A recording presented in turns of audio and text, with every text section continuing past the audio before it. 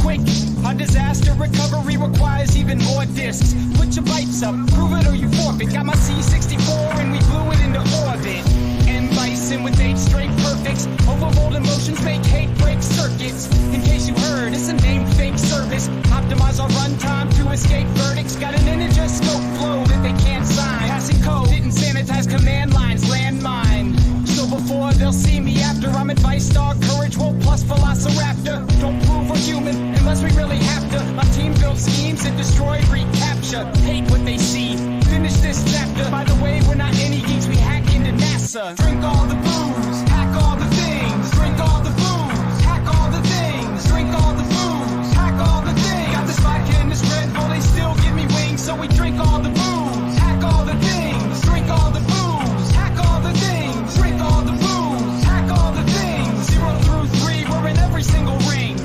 I'm just waiting till my BlackBerry dies, cause I'll replace it with the Raspberry Pi. Don't compare to this track, it makes everything they said dull. Neutralize any threat, turn Red Skull to Dev Null. They killed virus writers that we mentioned, but instead they ascended to the VX heavens, then reincarnate as live wires. Still inside we hide ciphers and sign device drivers. Which school will we hit next? They didn't learn the format, so we've got a print F. Next step is a chin check. Freestyles that I spit best, they didn't decrypt yet. I crush internet MCs and rhyme battles. Get your Wi-Fi tackled, hacked by pineapple. I don't think you'll like my Snapple, cause I popped it with vodka in a cyanide capsule.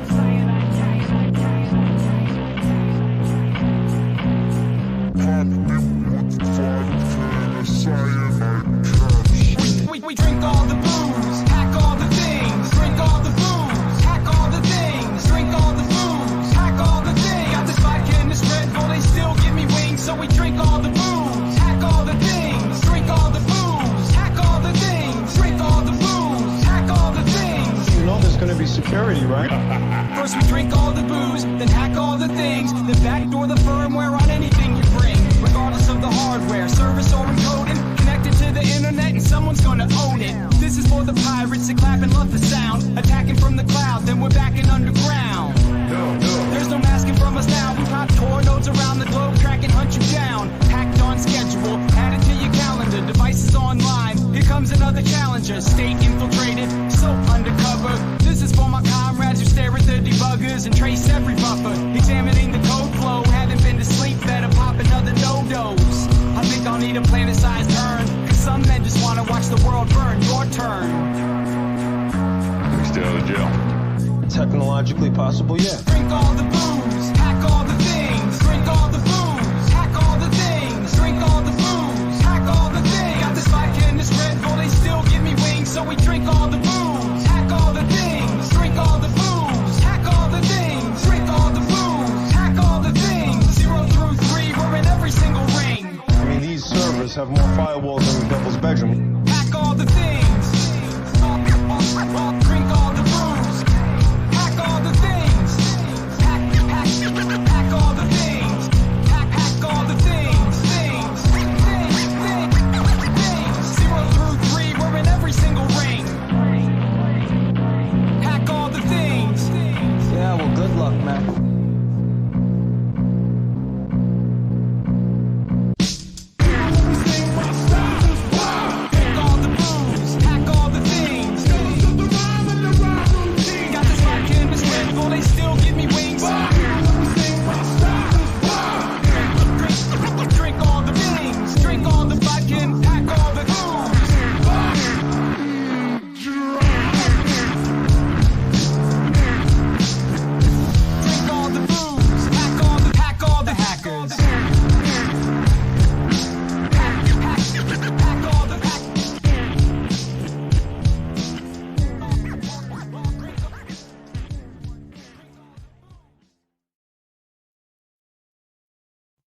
Not every geek with a Commodore 64 can hack into NASA.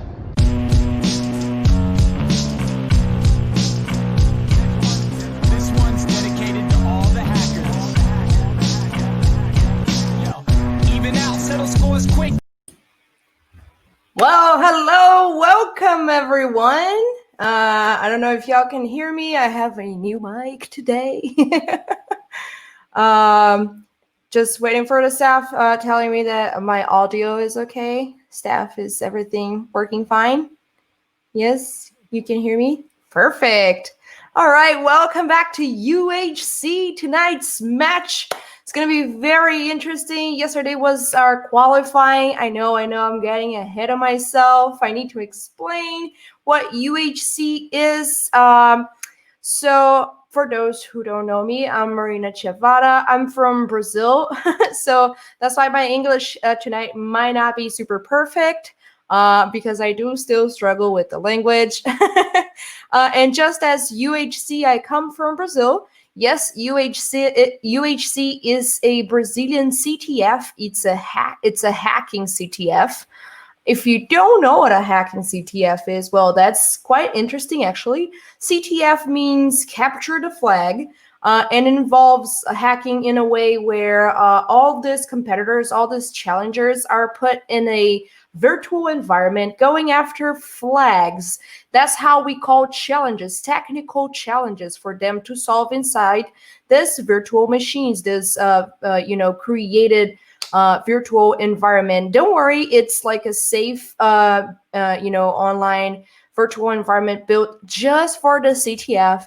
So there's nothing bad going on here. Quite the contrary. This is very good for these kids to train their skills, to get better at them, and to feel more prepared to go for, security information jobs, or even, research jobs, to make our applications and systems that we use in our daily lives better, somehow to understand better our technology. So that's what happens during a CTF. It's a learning method, and it's also a competition. So it's also fun. We here at UHC, we have this crazy thing that we actually narrate live a CTF on screen. So that's what you're gonna see tonight. It's not something that's common to see, normal to see. It's quite rare, actually. I actually never seen being done on Twitch, for example.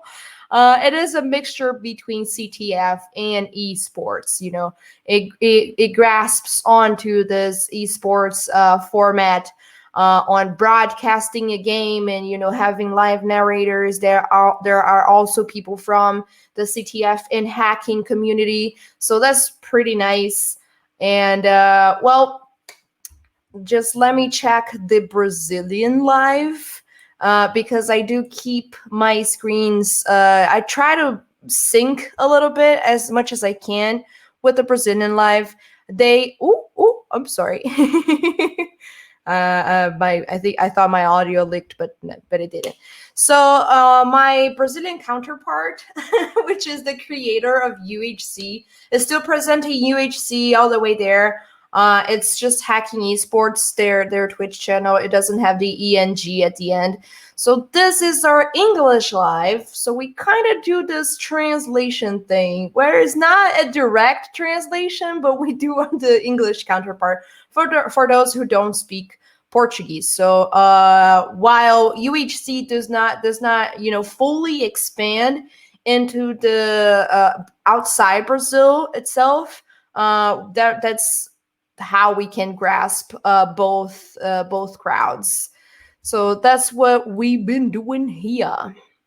So you can follow UHC on pretty much every media you can think of. Here on Twitch, we have both the English and Portuguese channels. UHC has Instagram, UHC has Facebook, UHC has LinkedIn.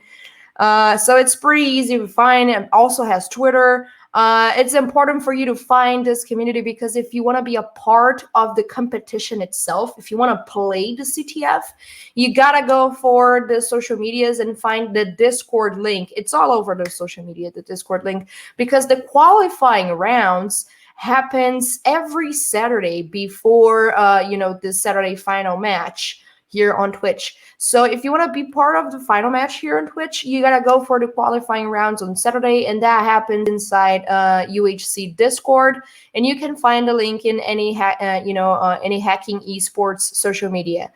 But wait a minute, what is Hacking Esports? Hacking Esports is the company that organizes UHC. So that's how you find all the social media. You can just type, exclamation point commands on the chat, and you can then go for the social media links, such as the Discord link, for example, if you want to go straight to it. It is a mixed language championship. It mostly goes for Portuguese, but we do have a bunch of English speakers, such as we are also going to join the Brazilian live like way in the end when the championship is over tonight. We're going for their live to interview the winner. All right, so enough about me. Enough about meanwhile, enough about UHC. Actually, before I present our co-host tonight, I just wanted to say thanks to our partners and sponsors. We have all the way up here, we have Crowsack, we have Hecate Inc., also in my shirt, and we do also have Collisions. So thank you all for sponsoring and making UHC possible. They also help with the cash prizes that are going to happen tonight. I'm going to, just call my co-host here on screen. A few of you might know him by his name Int80, but most of you might know him as Dual Core. So here he is. Hey. Hi there. How are you? I'm good. Hi. Beautiful as ever. He's also my husband, for those who don't know. We're married. We just got married. We are recently married, so I'm very happy. Yeah. Thank you. Yeah. All right, so back in the Brazilian live, they are introducing all the commentators. We do have guests on the Brazilian live. We still ought to go for guests in the English live. So if you're watching and you do know people who will be interested or interesting to participate in our lives, please let us know. Please give us good names and indications and how do you say that? When you recommendations. Thank you so much. Recommend us people that you would like to see narrating UHC. That would be great. That would be awesome. If you know people that also want to build a CTF, that want to build machines, that wants to build the challenges, that would be really great as well. If you yourself wants to be involved in the making of the CTF as well, please come talk to us. We would love to have new people working on this project. It is a really cool project. It was born out of just a playing around. Is that how you say? Yeah. Just a simple playing around on Twitch by the UHC creator Igor Rincon. He was just streaming himself playing Hack the Box and had the idea of UHC. So that's pretty neat, and you can be part of that. It's simple as that. It's just a good idea, and get together with the right people to make that happen. But anyway, let's go to Dual Core to Int80. Present yourself. Say hi. Say who you are. Yeah, I am Int80. I'm the rapper in Dual Core. I hack computers and make rap music about it. And we tour around the planet, except for 2020 with the pandemic. But we are still making music and working on projects all over the place. And Marina, you brought up a really good point about contributors and commenters. There are a ton of interesting folks out there who I would love to have their perspectives as the CTF gets played, right? I know I've got my experiences and my perspectives of what I think about when I see the player screens and what they're working on. But I know everybody else has different experiences. And so I think it would be phenomenal for us to bring other folks on to have additional commentators providing their insights. And so folks in the Twitch, if you're watching right now, if you've got somebody that you would love to see on here, or if you yourself think you'd make a good commentator, please hit us up. Let us know. We'd love to have guests on here. It's a super fun 3 hours out of the weekend. It's like very little commitment, and we have a blast doing it each Sunday. And like Marina mentioned as well, building the CTF, right? There's a number of ways to make systems for this particular event. And it's always cool seeing other people's creativity, what they come up with. So if you've made CTFs in the past or you'd like to get started, also reach out to us and we'd love to work with you as well. That will be cool. That will be great. Also, Int80 is too humble to talk about all the cool shit that he's done. So I'm going to talk about that for him. He's an amazing rapper. You should check his music out. It is really great. It is really cool. You would never believe that someone is actually doing awesome rap music about hacking and video games and, security information and technology. So that's pretty crazy.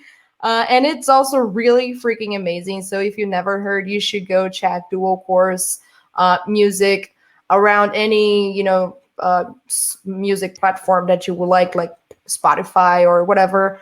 And you should have a really great time. And you should also know that he is part of the official soundtrack of Watch Dogs 2. So for all the gamers there, you probably heard him already.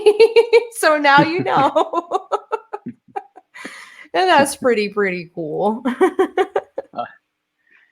Yo, I think that's David in the chat. What up, Matir? What up, Gabriel Fonseca?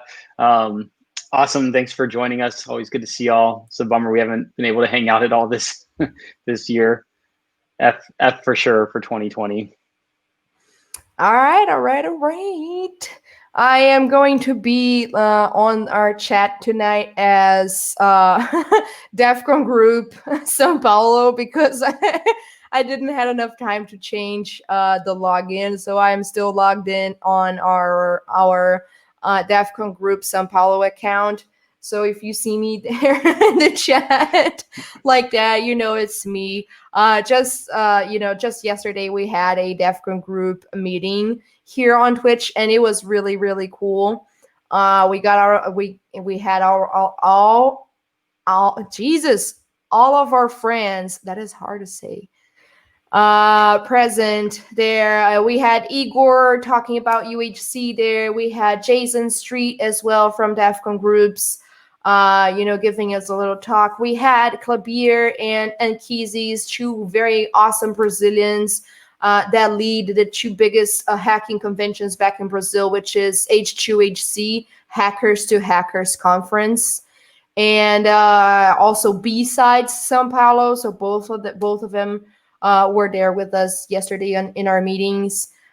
We had, a lot of awesome people participating, and I cannot thank y'all enough for being there with us. So that's why I'm still logged in this account.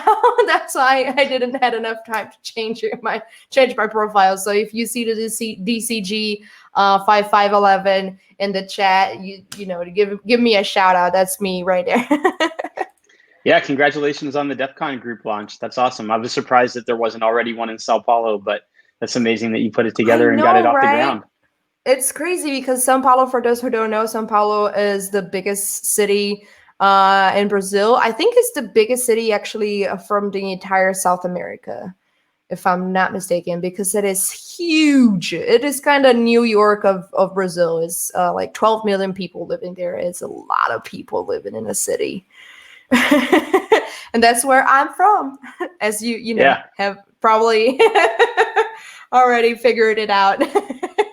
And I know that they have at least one hacker space, but there are a ton of hackers in Sao Paulo. They do. Like every time that I've been, there's always people that I'm running into that are working on really cool stuff. I remember when the latest Run C exploit for Docker stuff came out like last year. That was written by a guy in Sao Paulo. And so there's a ton of awesome hackers there. Brazilians always hacking. Brazilians always hacking. It is crazy to see how Brazilians just love, the hacking spirit and the hacking culture.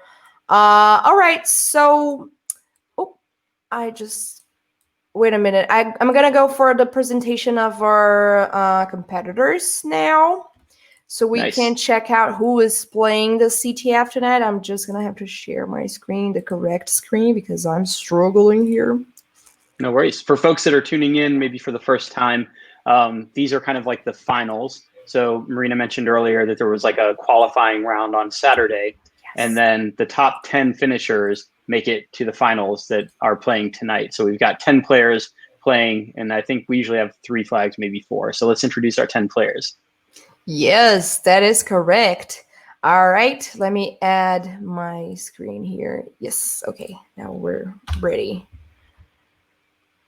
Alrighty, so here we have, oh, I think this is our 15th edition. 15th, is that how you would say? Yeah, so 15 weeks of UHC. 15 weeks of UHC, man, that is a lot of time. Yeah, that's awesome. All right, so our first player is going to be B. He was narrating last week. That's why he didn't play. B is it's a veteran, a UHC veteran.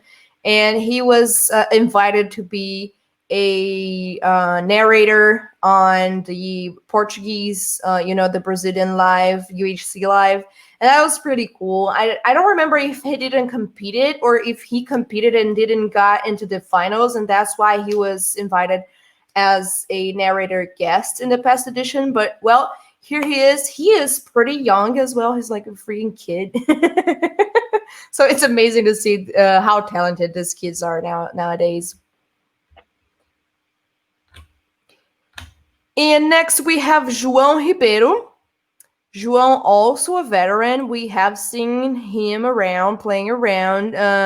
Dual Core has go through a lot of struggle to say his name. You can give it a try now if you want. It's my favorite name, John Rivers. It is true. The literal translation of the name João in Portuguese to English is John. That's a very common name.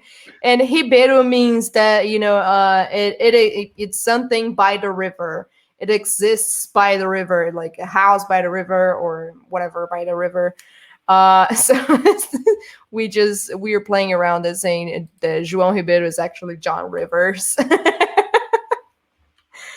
All right, we have our next, which is Wade. Wade is also someone that we know here in UHC. He also plays a lot of UHC, plays a lot of CTFs as well. Afonso is back. All right. Afonso is a triple threat because he has already won 3 UHC editions. So Afonso is a big bat here. We have Kawe as well, another veteran here. Apparently we don't have newcomers this time. Luska as well. We have seen him as well playing other editions.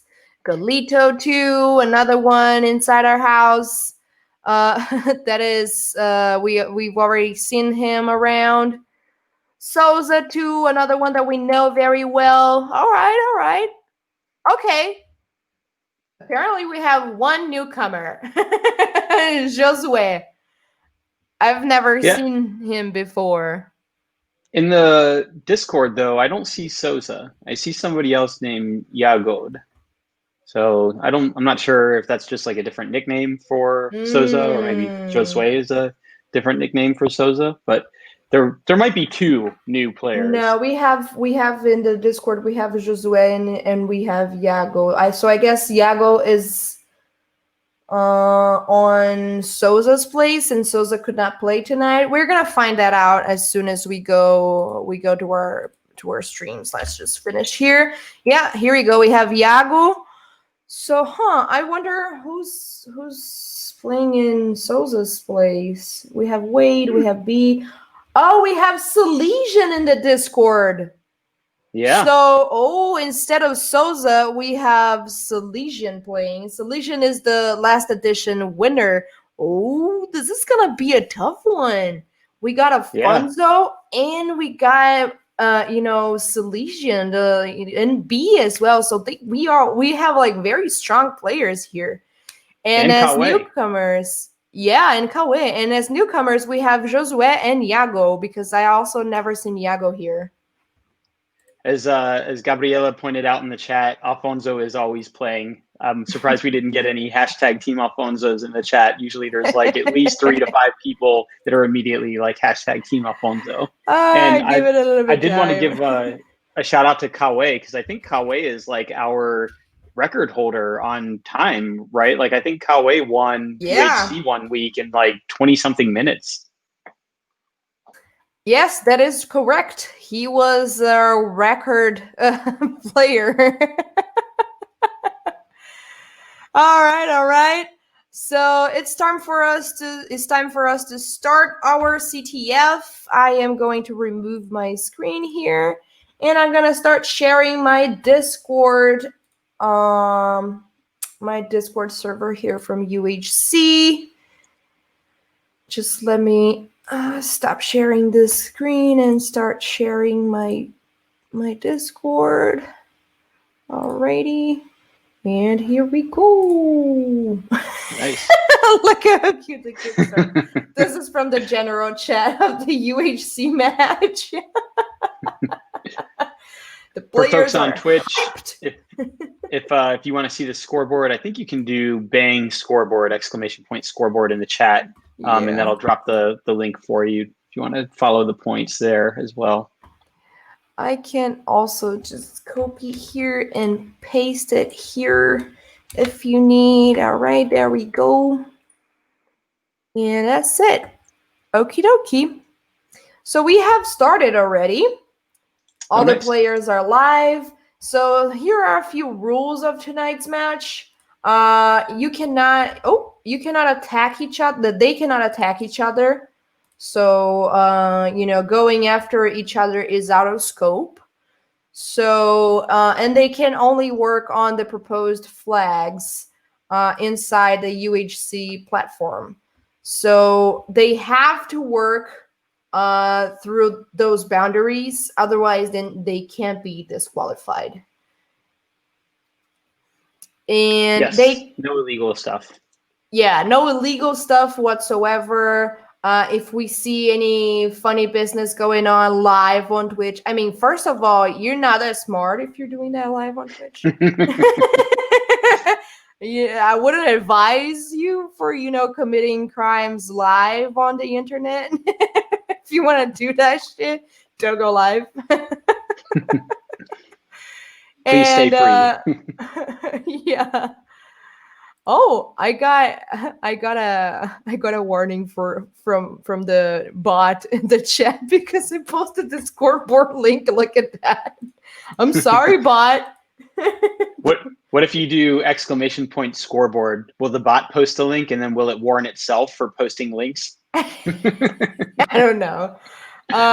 So they cannot attack each other. They cannot commit crimes online. On screen, on their live. They cannot be, they cannot show anything hate related. So no inadequate behaviors on that kind of matter. They can be and will be disqualified as well.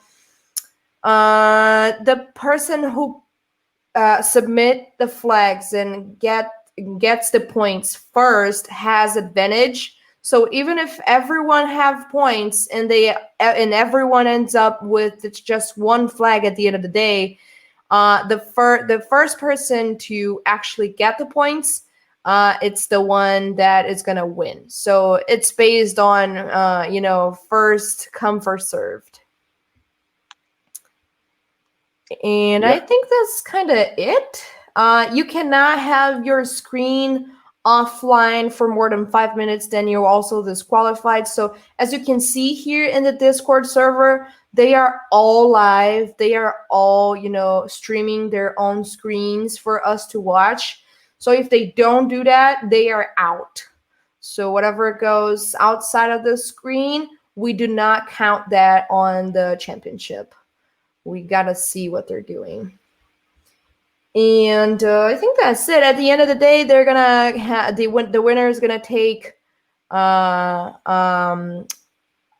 cash prize of $100, which is 500 reais, doing the conversion.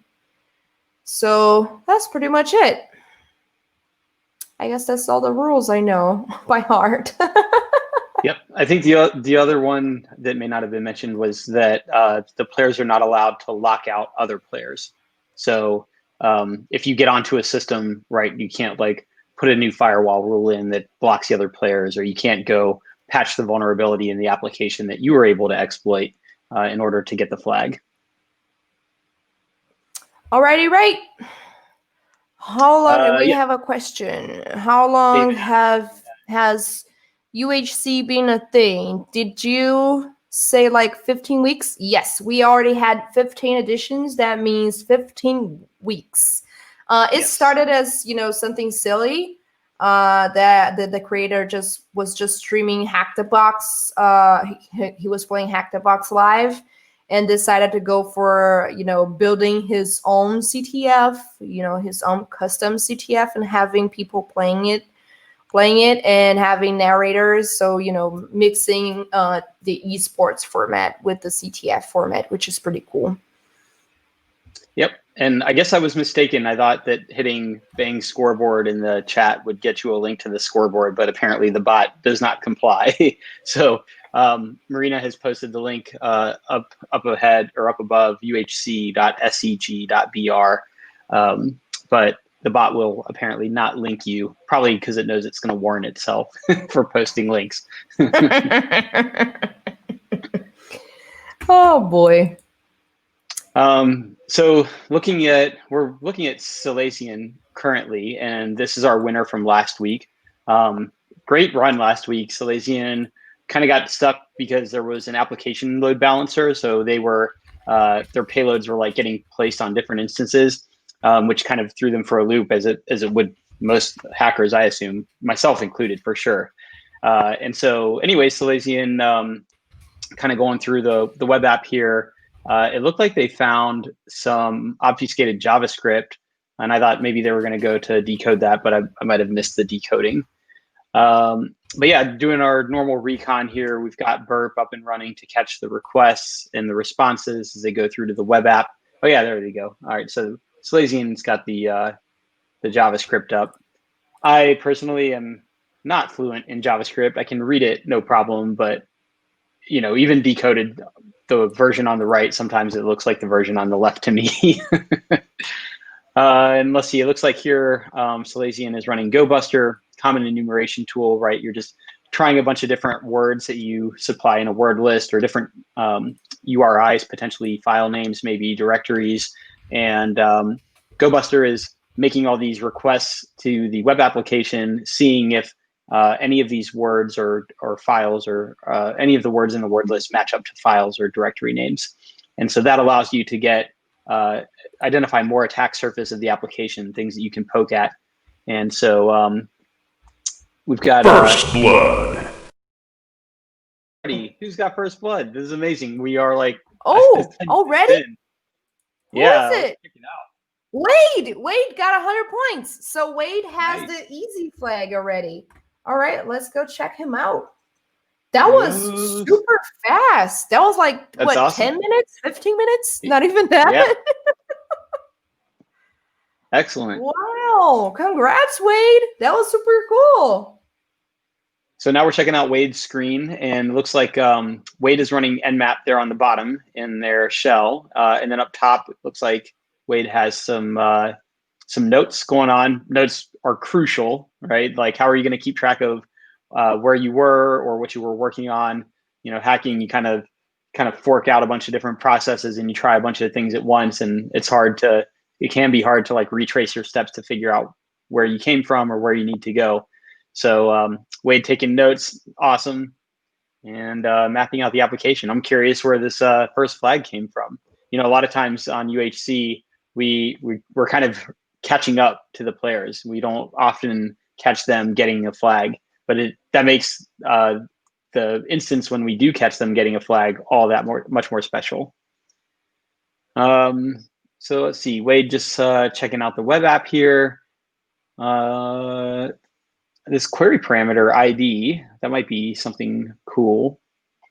I guess the Nmap scan's still running. Why don't we go take a look at Kawe? Kawe, our fastest champion ever. So I'm always curious. I love like turbo hacking, getting things done as fast as possible. which is apparently what's gonna happen here. I think this is very interesting because we have a lot of different players here and a lot of different gaming styles. So Silesian, for example, he has a very good pace of like the last edition that he played. He was like very paced on the competition. So in the first hour, so just so y'all know, we usually have 3 hours max of competition. So after 3 hours, we end the CTF and declare the winner. But it can end before that. So 3 hours is the limit time. So as we were saying, Kawe, for example, once finished the entire CTF in like 30 minutes or less. It was super fast. It was impressive. Also, hey, people in the chat, how are y'all doing? Hola. Hi. Boa noite. I don't know how they say it in Portugal. Oh, hi from Portugal. Olá. Oi, tudo bom? It's Portuguese as well. Yeah, it's but they've another got kind of the Portuguese. accent. The accent is definitely different from Brazil. Olá, boa noite. Como estás? Como estás?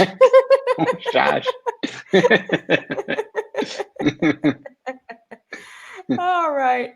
So Silesian, for example, he won the last one, and he had this really great pace on like early game. The first hour, he went for the first flag. Mid game, he went for the second flag. In late game, he got both of the last flags. So he had like this perfect rhythm going through the CTF.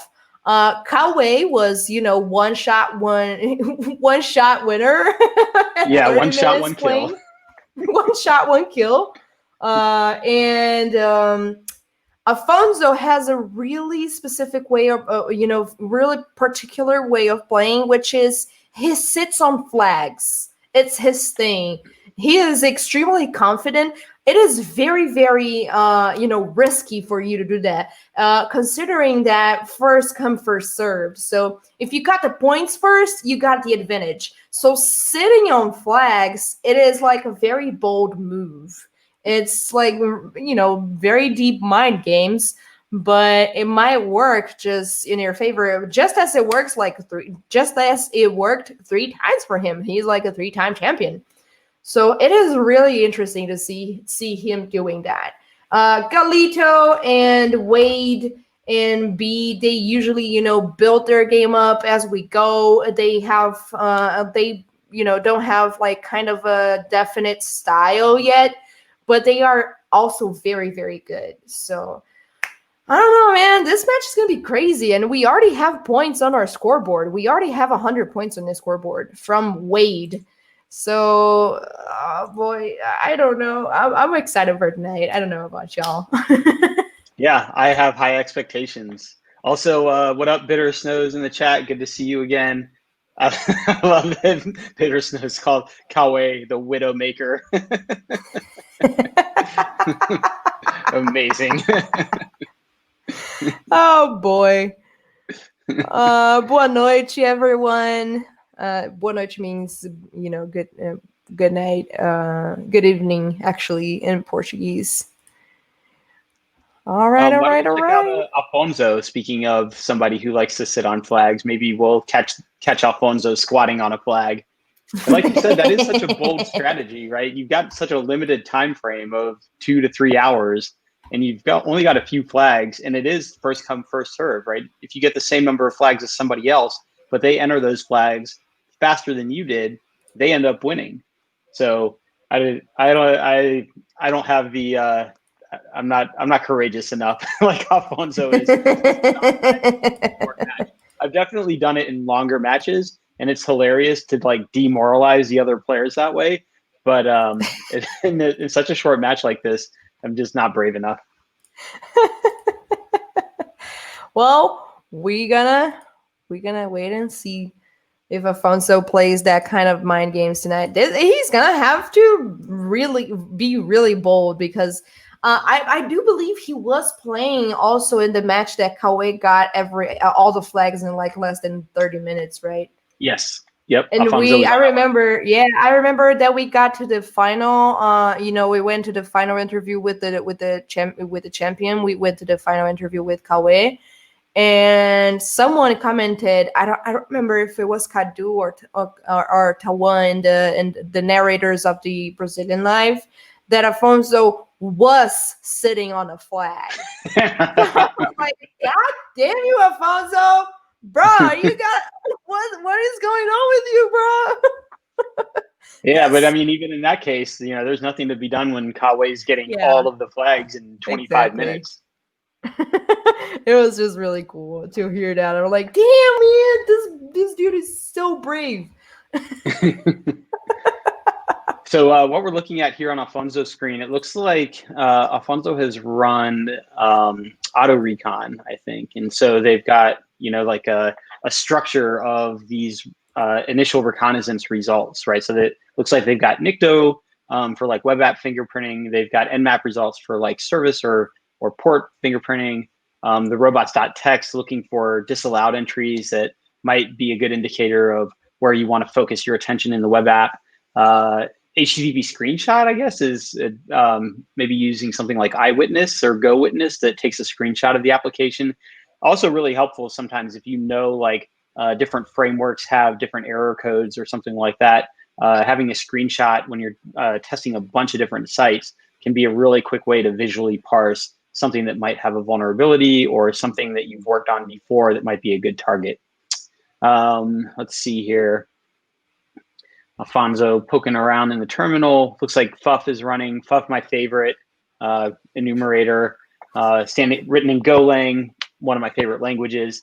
Fuff stands for Fuzz Faster, You Fool. And I think based on personal and anecdotal experience, I would say that Fuff is probably faster than the other enumeration tools, although many of them are still, totally fine for enumeration. GoBuster is like my second go-to, and then I usually fall back to something like Derb or WFuzz after that. But yeah, so running Fuff, trying to find more attack surface on the web application, very common start to your recon phase. Why don't we look at Galito? Actually, you know what? I want to go look at like one of the new players. Why don't we look at Yago or Josue? I'll let you pick. Dealer's choice. It's Yago. Yeah, that's what I said. Almost. Oh, and he did a little funny thing here with his name, that he added a D at the end. Yago is actually a common name in Brazil. It's not very unusual, but he added a D right there, so now he is Yagod. Clever. Well, we'll see if the CTF score agrees with that. Yeah, God. And yeah, Trithon in the chat saying Fuff is faster. So I got a second on the nomination there. So let's see. Yago is got a bunch of different stuff going on here. Got GoBuster running on the top right. Looks like an Nmap scan in the top left. Oh! What's up? Lesion in the scoreboard. Yes. The Lesion is in the scoreboard as well with 100 points. Here is his screen, what he's doing right now after he just submitted a flag. All right, so Lesion comes. Oh man, wait a second. This night has started. Lesion has points now. In the scoreboard. So my man, Salesian, my man, having his first flag on early game. He is not disappointing me. I am so happy. I love how Salesian has like this esports precision on how he gets the first the easy flag on the early game, and mid game he goes for the medium flag, and late game he goes for all the points. I just love that. It's like a stat. It's a mood. Yeah, and that's an interesting aspect, right? Is we never know how the flow of the game is going to go, right? We've had UHC episodes where somebody gets a flag up front, and then nobody else gets more than the first flag, and so that initial flag that got captured in the first 15, 20 minutes or whatever, it ends up being like the winning flag, and so like the rest of the 2+ hours are spent with folks fighting for new flags, but they don't get anywhere. So you never know what's going to happen, but you're right. Like last week, Silesian was just crushing it. Like they got like an amazing pace where it was like a roller coaster ride. We were like excited because they got a flag, and then like we were waiting a little bit, and then they got their second flag, and we were super excited. And then they spent a long time fighting with that load balancer, and then finally they got that third flag, and it was right towards the end. And then it was bam, like right after that third flag, grab the fourth flag, game over, the end. And it was awesome. It was like right as time was running out. So I'm hopeful for like another ride like that. It was like the perfect emotional experience.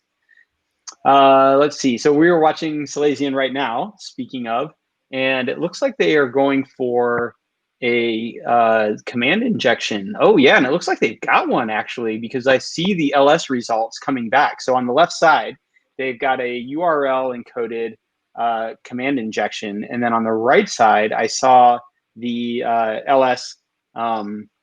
They're running ls-la on the left side, and I saw the results come back on the right side in burp repeater there. So really cool. Matir or David in the chat, yeah, like Fuff, super cool. GoBuster was also my go-to until I started using Fuff.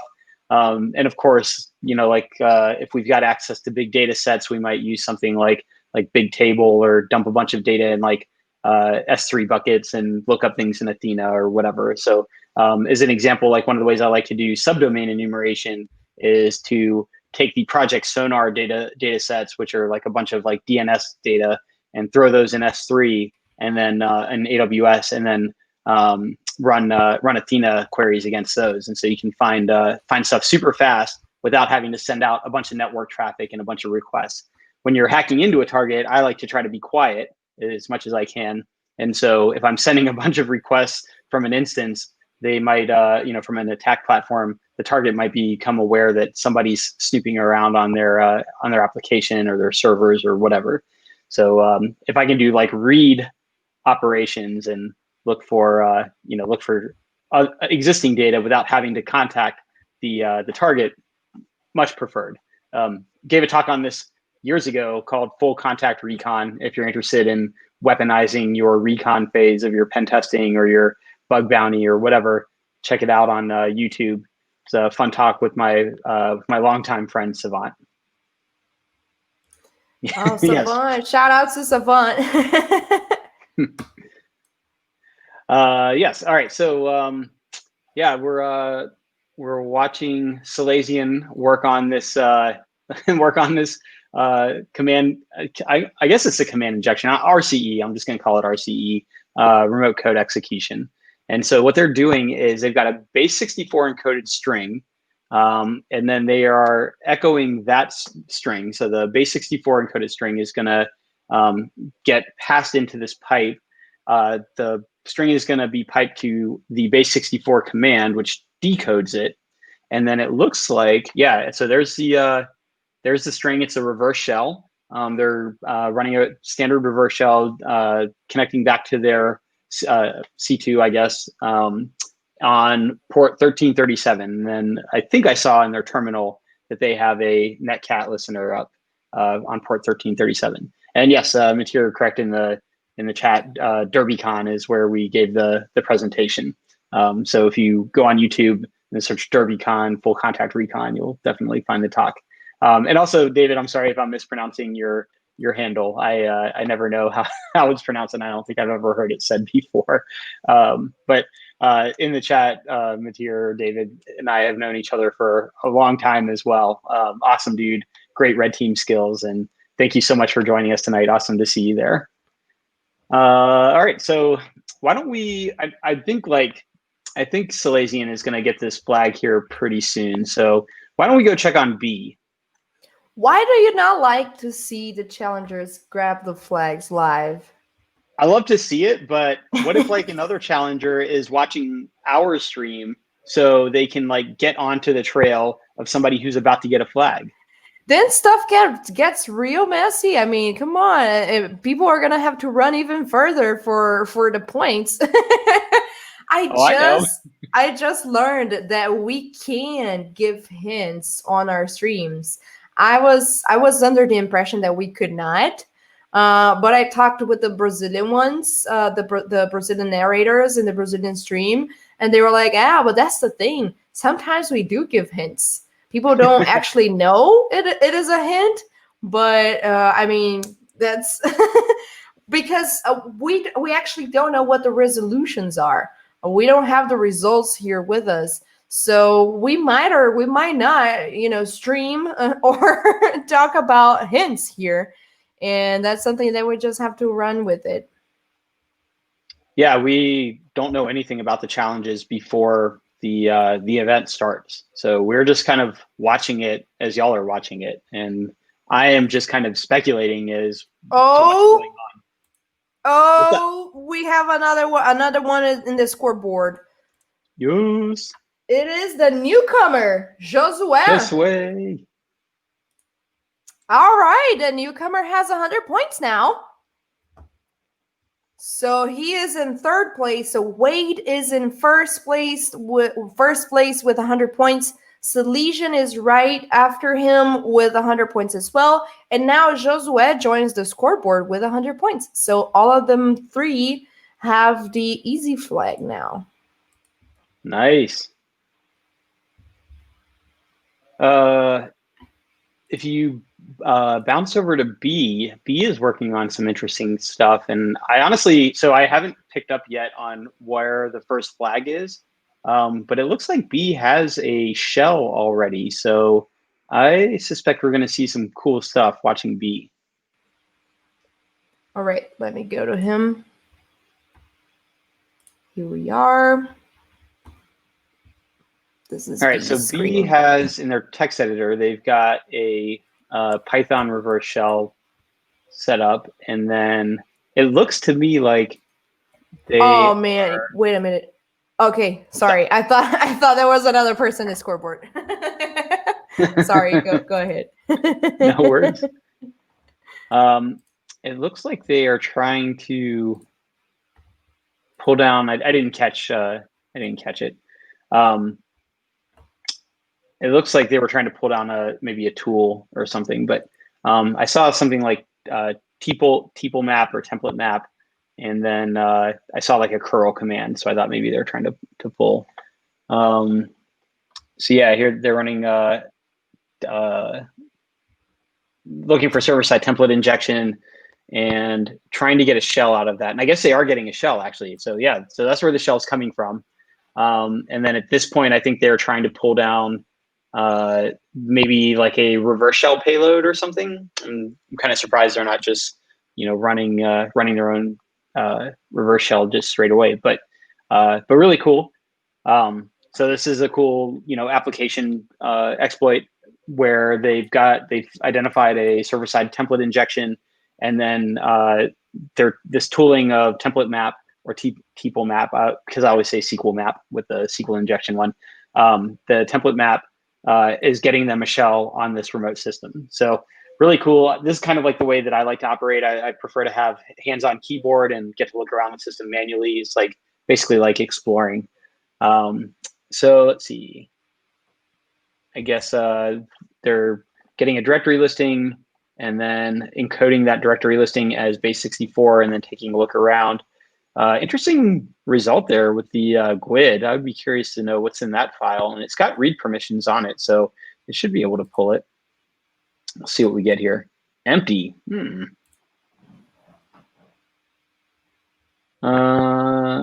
It's just an empty string though. Okay. But the results say that the length of the file or the size of the file is 45 bytes.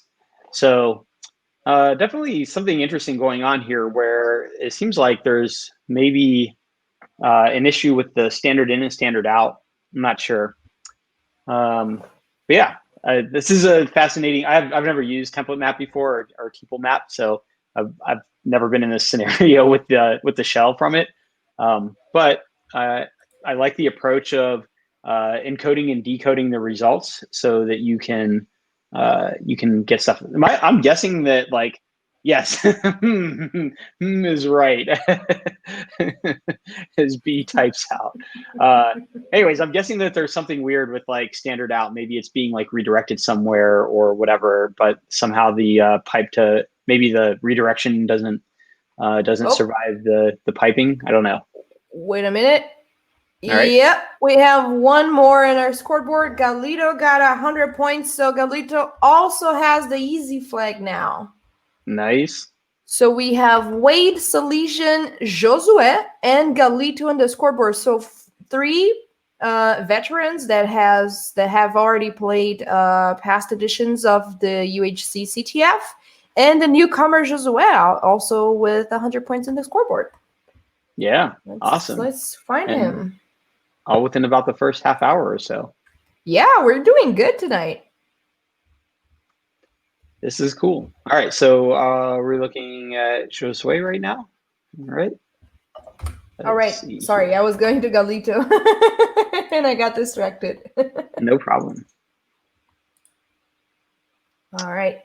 I was looking at somebody completely different, neither of those. So I've got a second monitor that's raised up above my laptop, which is here. So I've got Marina's screen here on my laptop, and then my own like Discord instance running on the monitor there. And so sometimes I get out of sync and I'm looking at something else and I like lose track. So yeah, it looks like I don't know. We just have a text editor here. Pluma, I'm not familiar with the application individually, but looks decent. Multi-tab, so big fan there. Always love having tabs. Let's see. Who do you want to look at? I mean, it's your choice. You're the genius here. I am no genius. Let's go to Alfonso and see if we can catch Alfonso squatting on a flag, because I'm kind of guessing that maybe Alfonso's onto his second flag right now. You're never gonna trust Alfonso again. Nope, not even once. All right, so one of the things that I think is awesome about Alfonso is, and just awesome about UHC in general, is that we see a number of different tools being used across the board, right? Like a lot of times, like I do my offensive security work in Linux, and like when I play CTF, I like to use Kali as an example. But we see players using Mac OS, like here's Alfonso using Mac OS. We see players using Windows 10. So it's like all over the place. Apathy, thanks so much. Thanks for joining us. Appreciate it.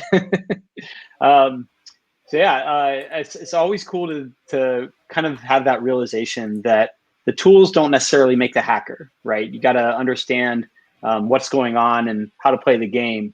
And the tools are just kind of there to help you out along the way, but the tools don't make you win the game on their own. So yeah, Alfonso, as we mentioned in the past, has squatted flags and will collect flags and then just not submit them to the scoreboard. And so it's always fun to like try to catch Alfonso in the act of sitting on flags.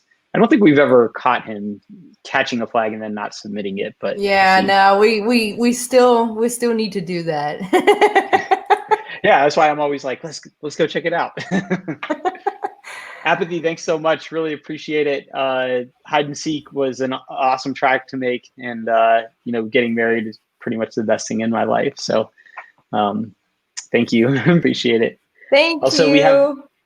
We have a new track called Success as well. So Hide and Seek was on the DEF CON soundtrack, and then we released a song, I guess kind of new, with our longtime friend and collaborator Mega Ran.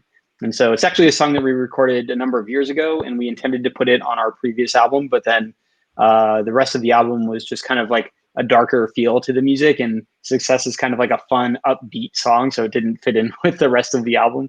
But we released it as a single, and then we hope to have it out on the next album as well. So thanks so much for listening. And yeah, Life's Work, really fun song to write. It was cool to like kind of weave that story. One of the fun things that I love about writing songs with a story aspect is you've got this like limited space, and it's kind of like the opposite of being in school and you've got like class where your English teacher or your professor says you've got to have a paper that's 12 pages in length or 15 pages in length. And in those situations, I always found myself adding a bunch of extra content that was unnecessary just to meet that arbitrary length requirement. But in a rap song, you get 2 or 3 verses and you've got to fit your entire story and all the plot twists and ups and downs into that set space. And so that's more of the challenge that I enjoy, right? Like it's like demo scene where you're trying to pack as much stuff as you can into like the smallest size possible, essentially. So back to the CTF here. Why don't we go look at Wade, since Wade was first on the board? Sure. We can go look at Wade, but I would just like to say one quick thing real quick. While we're here, we're looking at B's screen, is that B is now also on the scoreboard. So he also got 100 points just now. Did you catch B while I was talking? Nah. I just looked at the scoreboard and he was teared. I was gonna say, jump in there and interrupt me and be like, hey. Nah. Flags. So now we have 5 of the challengers. We have half of the challengers tonight with 100 points each on our scoreboard, which is pretty cool. It is a really good number to have on the scoreboard. Sometimes, the challenges may vary, the difficulty in them may vary. So, a few times we already had CTFs where just 1 or 2 people had actual points in the scoreboard. So it's really cool that we're seeing not anymore.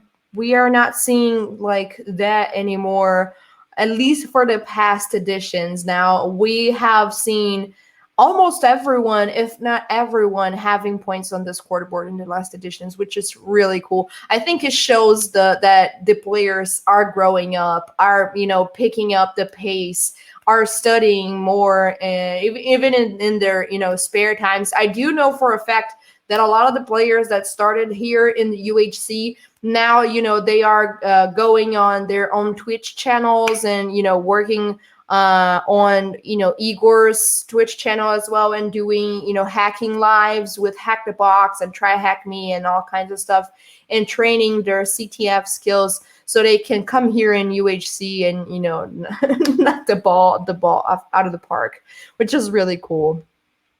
I love that setup with like UHC as a motivator that drives people, right? Like I've seen it work in a number of places. Like even just like the movie Fight Club is an example, right? Like Fight Club becomes the reason that you clip your nails and that you cut your hair, right? And so it becomes like a priority for you. And same thing with like hacker meetups that I ran in the past. Like I ran like a 2600 meetup when I lived in Cincinnati.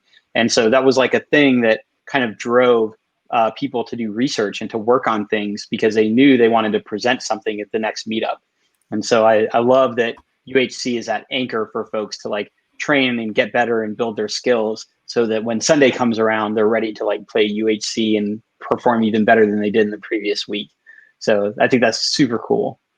Let's see. Why don't we take a look at Wade and see how Wade is coming along? Yes, we can definitely go check Wade out. I just wanted to know that we are looking at João Ribeiro's screen, and he also got 100 points. Nice. While you're there talking, I'm like updating the scoreboard, and every time I update the scoreboard, there's a new person there, and I just don't want to be rude and interrupt you. Oh, no problem. And also to your point, you talked about how the players are getting better.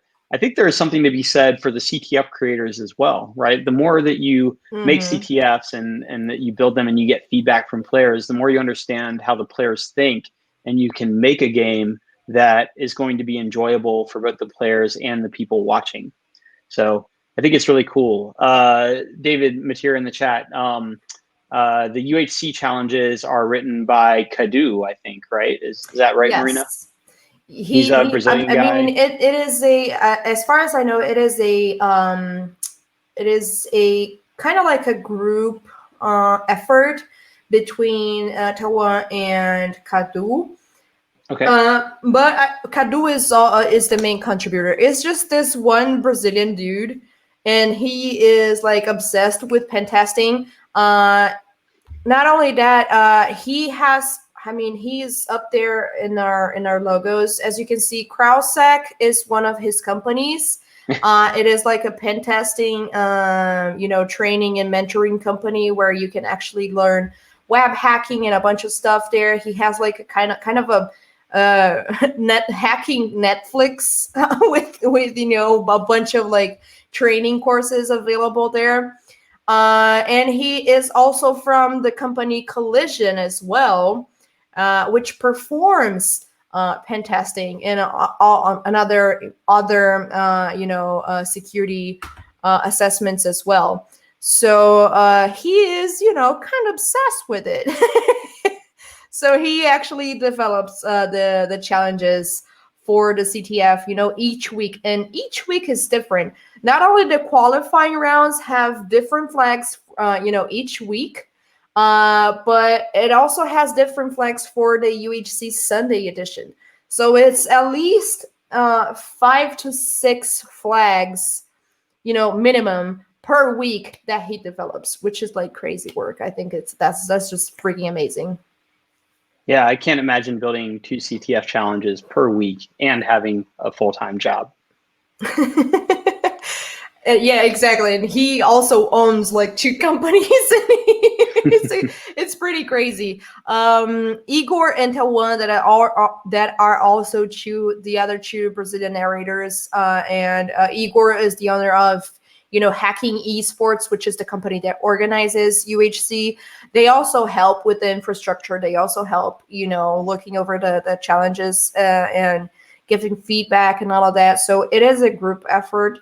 But as long as you want to contribute, if you want to like build challenges as well, if you want to be part of that process, if you're like crazy, about CTF and want to be a part of something like that, we talked about that in the beginning of our stream. Please contact us. It would be awesome to have you involved, even if you want to just contribute one week or another.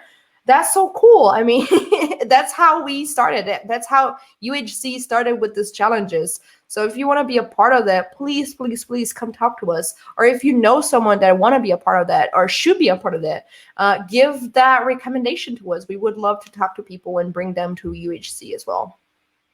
Yeah, and I know that in the past, a lot of the UHCs have been run out of AWS. I would love to see other public cloud platforms be used. I think there's a lot of really interesting stuff to explore there. So I would love to see a UHC be built in like GCP as an example, or Azure, or even like Ollie Cloud. So there's there are other public cloud platforms. I would love to see folks building CTF challenges for UHC and those other platforms. Let's see. So I'm looking at Wade, and I think that Wade is going to be pretty close to having something cool happen here. All right, let's check Wade out. So Wade in Visual Studio Code, it seems to be like where they mostly operate, because you've got your console, like your shell on the bottom, and then you can have notes up top. And it looks like Wade is trying to catch a Meterpreter shell here. So I keep waiting for this like Meterpreter session to open. And so it looks like Wade's kind of doing the same thing where they're base64 encoding their payload and then shipping it off. And they're using Burp Collaborator, which I see a number of people use. It looks really cool. And I've actually never used it before. I don't have a lot of experience on web app stuff, but really cool that you can have all of these, you kind of have like a cloud provider essentially to operate Burp through. And using ngrok as well. ngrok will kind of like catch your reverse connections for you. So you don't have to fiddle with your networking. It'll handle all the networking for you, and you can catch your reverse shells across the internet without much issue. So that's pretty cool. Looks like it's trying to set up some kind of command here. Apathy asking in the chat, how did I feel about all the things being a part of Watch Dogs? It was super awesome. I was surprised initially. I knew it was going to be in the game, but when I was initially approached by Ubisoft, it was a huge surprise. They had seen me, they were at DEF CON, and the folks from the game were at DEF CON doing research to build Watch Dogs 2, and they had seen me play at one of the parties there. I think it was actually the official DEF CON party that year, and then they contacted me right after DEF CON and said, "Don't tell anybody. We're building Watch Dogs 2. We need your music in the game. How do we make it happen?" And so really easy to work with. It was super cool. They kind of like, I got updates as like the game was being developed, and a lot of them were prefixed with, like, this isn't certain. We don't know if it's actually going to happen, but we're trying to put your music here, or we're trying to like make this thing happen. Oh, go back to the screen. Go back to the screen. We just got a flag. Oh, we just missed it. Sorry, I was talking. it's so okay. I guess I should talk, and then players will get flags. I'm like the hacking enabler, I guess. So yeah, it looks like up top, Wade's got a payload here that they are able to dump the flag out of with remote code exec.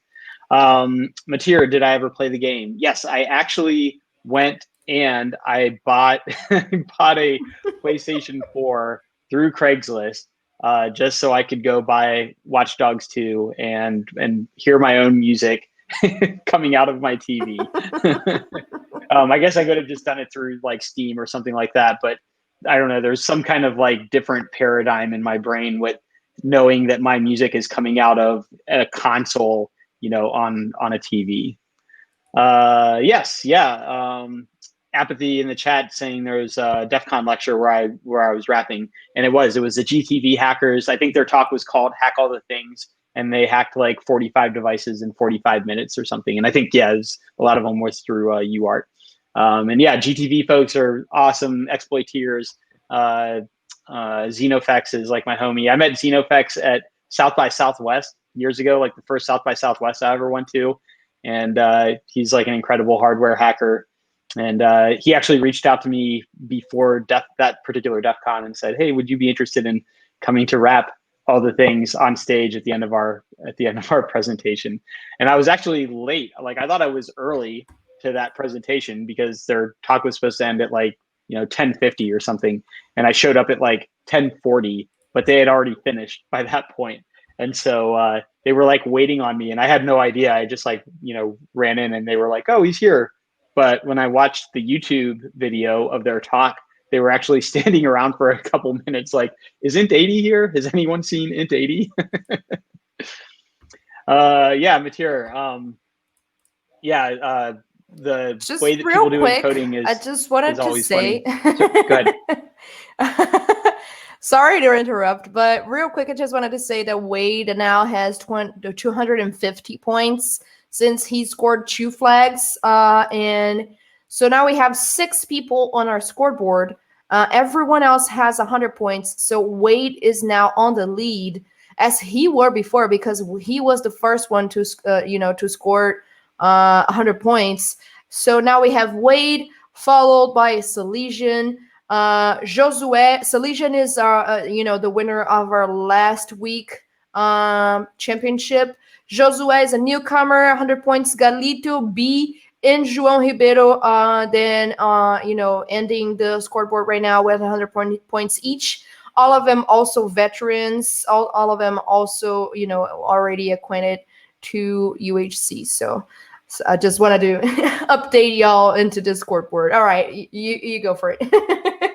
Yeah. Well, Matir's got a really good point in the chat, talking about how the players do their base 64 encoding and decoding differently, right? And so some do it right on the command line, some do it in the web application, and there's no wrong way, but it's a fascinating point, kind of like what we were talking about earlier with different players using different tools in order to capture flags or achieve their objectives. And so I think we all learn different things. I know, like, when I learned like piping on the command line as an example, I always saw people do it with a space in between each command in the pipe. So you'd run like wget or like curl, and then pipe, like space, pipe, space, and then something else, grep for whatever. But then I remember reading like a Hackerzyme, like not maybe Frack, but I think it was a different group, and they put something like right after the pipe without a space. And so I was like, oh man, I could like save myself typing a space. And so now like sometimes I do that. But also like a really cool indicator, is like, it might tell you like who is on your box, who's doing what. Like I always see this person do things this way in the shell. I see, this other person do things this other way in the shell. And so that might indicate to you who was doing what when they're on the box. Let's see. Why don't we go take a look at, I don't know. Why don't we take a look at Alfonso? Let's see if we can catch Alfonso in the act. I was watching Galito here, so let's go to Alfonso. Okay. All right. So here's Alfonso's screen. All right. Apathy asked if there's any good books that you guys have read recently. I was just reading today a book that Int80 have recommended for me, which is titled The Burglar's Guide to the City. And I just started, but I'm already liking it very, very much because it feels exactly the way is like the book is built. It is about physical invasions. It is about an architect that lived in New York in the 19th century, and he was a crazy, burglar, serial burglar, and he did like a ton of heists. And it was just really good to read that because I do the same thing. Like my line of work, I'm a social engineer and I'm specialized in physical pen tests. So, for those who don't know what that means, is literally I'm paid to break and enter and steal and spy, grab as much intelligence as I can and equipments and, take it home and sabotage and all of that. That's kind of my job. And it is so freaking nice to read that in a book. I feel so whole.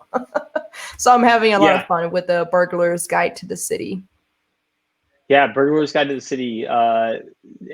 That initial story with the architect pulling off the bank heist reminded me a lot of pen testing, where we kind of set these like virtual environments to do our tests and experiment with before we go do things live.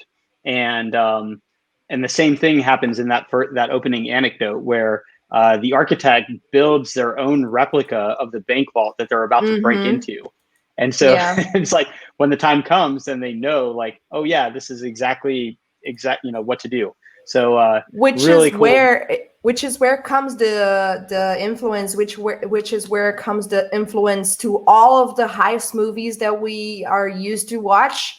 And like Ocean's 11, 12, I don't freaking know what number it is already, but all the heist 29. movies all the heist movies that have like this let's build a vault on real life scale, or let's build our target room on real life scale. That's where they got the inspiration from, this heist dude, Leslie, I think it's his name. It's really cool. You should read it. It's like, it's not a big book and it's not an expensive book. A Burglar's Guide to the City, that's the name of it. It's really cool. Yeah, super fun. When I initially read it, the library has it, so I just checked it out from the library. It was great. I'm probably on some list for checking out a book about burglary, but oh well, it was a really cool read. I wanted to mention that Salesian also got their second flag now, and so we've got two people. You're right. I at just 250 updated the points. scoreboard. You are correct. Yep. Let's check him out.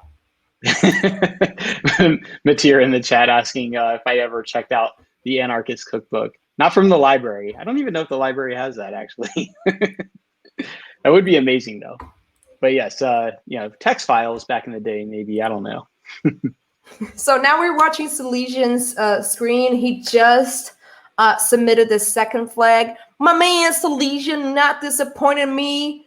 We are officially in mid-game already. So we are already in our second hour of the championship tonight. And what did he do? He got the mid flag, the medium flag. Just as I was saying in the beginning, Salesian does not let me down. Thank you for that. He's a whole mood. He's a whole esports mood. I love it. I love it.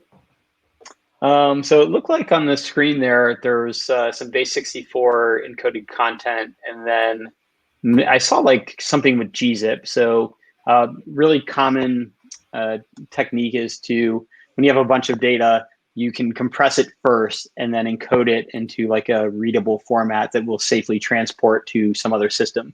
And so I thought I saw this like decompression step in there.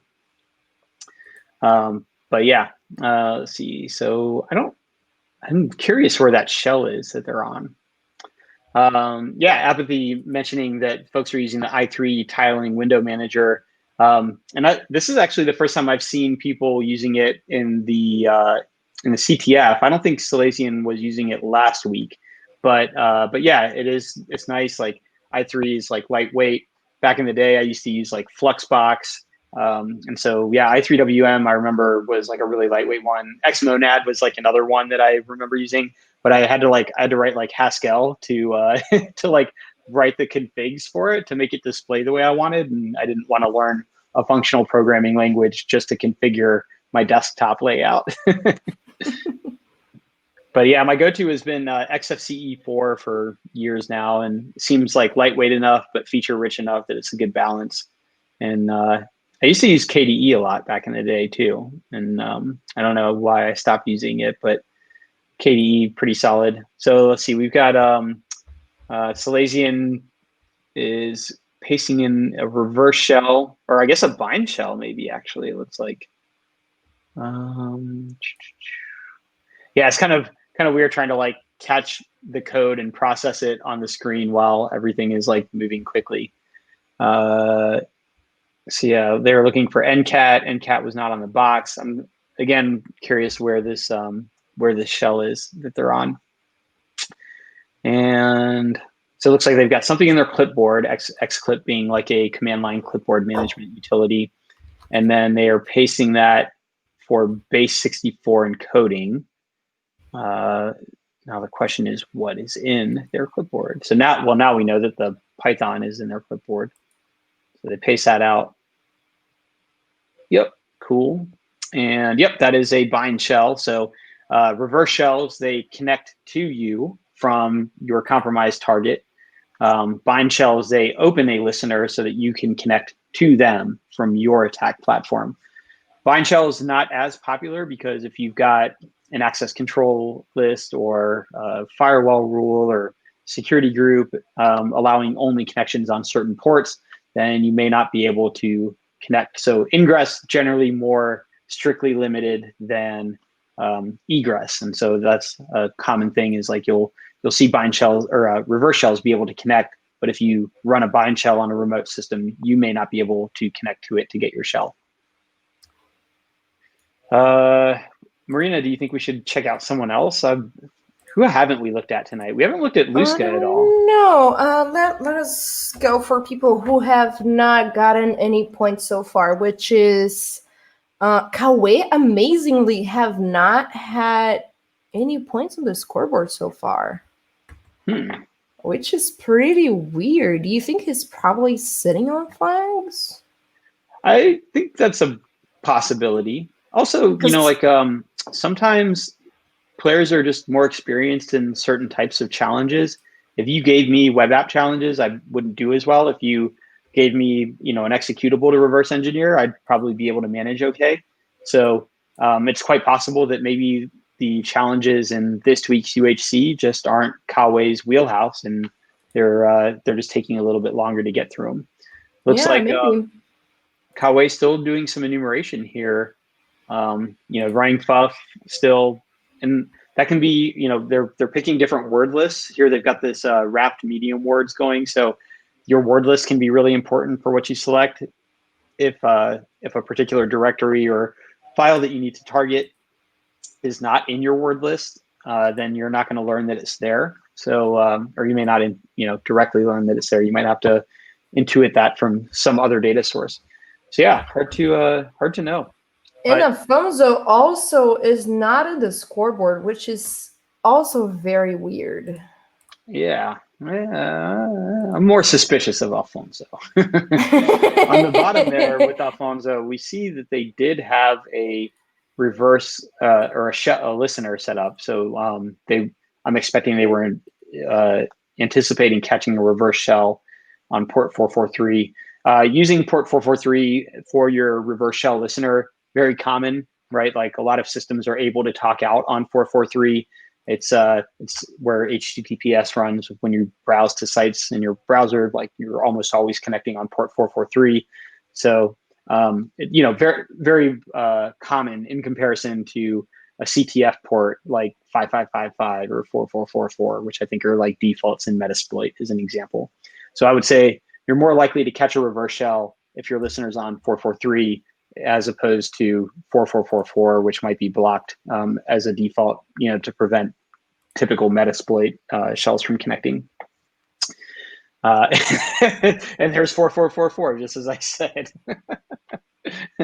I personally do 5555. That's like my normal when I'm playing CTF. But if it doesn't connect for some reason, and I debug that everything else with my reverse shell looks like it should be working, then I usually move the port to like 4443 or 53. Everything should be able to talk out on 53 in most of my experience. So if like the normal ports are running out, then I usually go to 553 as my default. Oh, look at that! Look at that!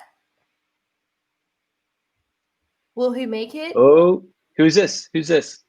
Oh shit, Luska. Sorry, I was on Alfonso. Did he got it? Luska got the flag. Yeah, Luska's got two flags now. How did you know? I don't know. We just caught Luska submitting the second flag, and now he is also has 250 points, going to third place.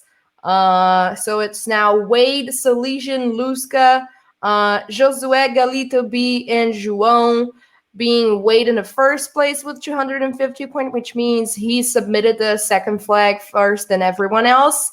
Then Salesian, and now Luska. All right. So we have 7 players in our scoreboard. Yeah, and what was really cool there was Luska was not even on the board. Luska had 0 points.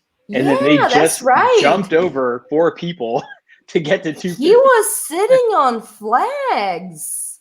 Maybe, but it's quite possible that maybe Luska got that medium flag or that second flag and then used that access to find the first flag. It's definitely possible to like hack your way through the systems without obtaining the flags on the way, right? You just get that presence or that access and you work your way through. And then eventually, once you've got all the access, you can go back and look for all the flags. That is a potential approach. What up, Eric? Aloha. Yeah. I love the Hawaiians also do this, just as Brazilians do. Yeah. I don't even know that was that was how it's called, because Brazilians do this all the time.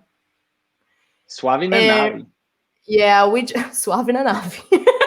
And we just that's going to the best moments. For us, this is we call this hang loose. Oh shit! They just transmitted it. They were transmitting our hang loose conversation in the Brazilian live stream. Did they catch the suave na nave? I think they did. What up, Brazilians? Oh shit! Okay, that was funny. Olá, brasileiros e brasileiras. E aí, meu povo? E aí. And Carlos in the chat is the creator of most of the challenges, Kadu. So thanks for joining us here on the English version. Good to see you virtually. And for all the folks that were here on the English version anyways, stick with us, because at the end we are going to talk with the winner, and we're going to run through how all of the challenges were solved. So there's a lot of cool stuff that comes out at the end, and we'll see how like folks went about thinking through the challenges and solving them. So let's see. So we're looking at Luska right now, who's essentially tied for first. They've got the same number of points as the first place player. It's just that they submitted those flags. We have a very nice request here. People are asking for you to say "en noise." En noise. You say "en noise." My wife. That was not it. You say "en noise." I did. You kind of did. I want to say cachaça caralho. Okay. He does not obey orders. Sorry, people that ask for stuff. I tried. I over deliver. See, everybody in the chat likes it. Oh yeah. All right, so we are looking at Luska again. Luska with 2 flags, and I think I saw on the scoreboard that there are actually 4 flags tonight, 4 challenges. So that's it's really cool. I feel like we're gonna have a repeat of last week where it comes down to the end and somebody like pulls it out at the last moment. And you never know. 4 flags, you might get one, and then the second one falls right into place. But let's see here. Oh, excuse me. Sorry. I should warn everybody. We've got a real hacker on the screen right now. This is Burp in dark mode. And so when you see a hacker using dark mode, it means it's serious business. Did you know that most developers prefer dark mode? Oh, it's because light attracts bugs. Oh my God. Oh my fucking God. Not on the live stream, David. I mean, come on. Shout out to Michael Kill. Jesus, fuck.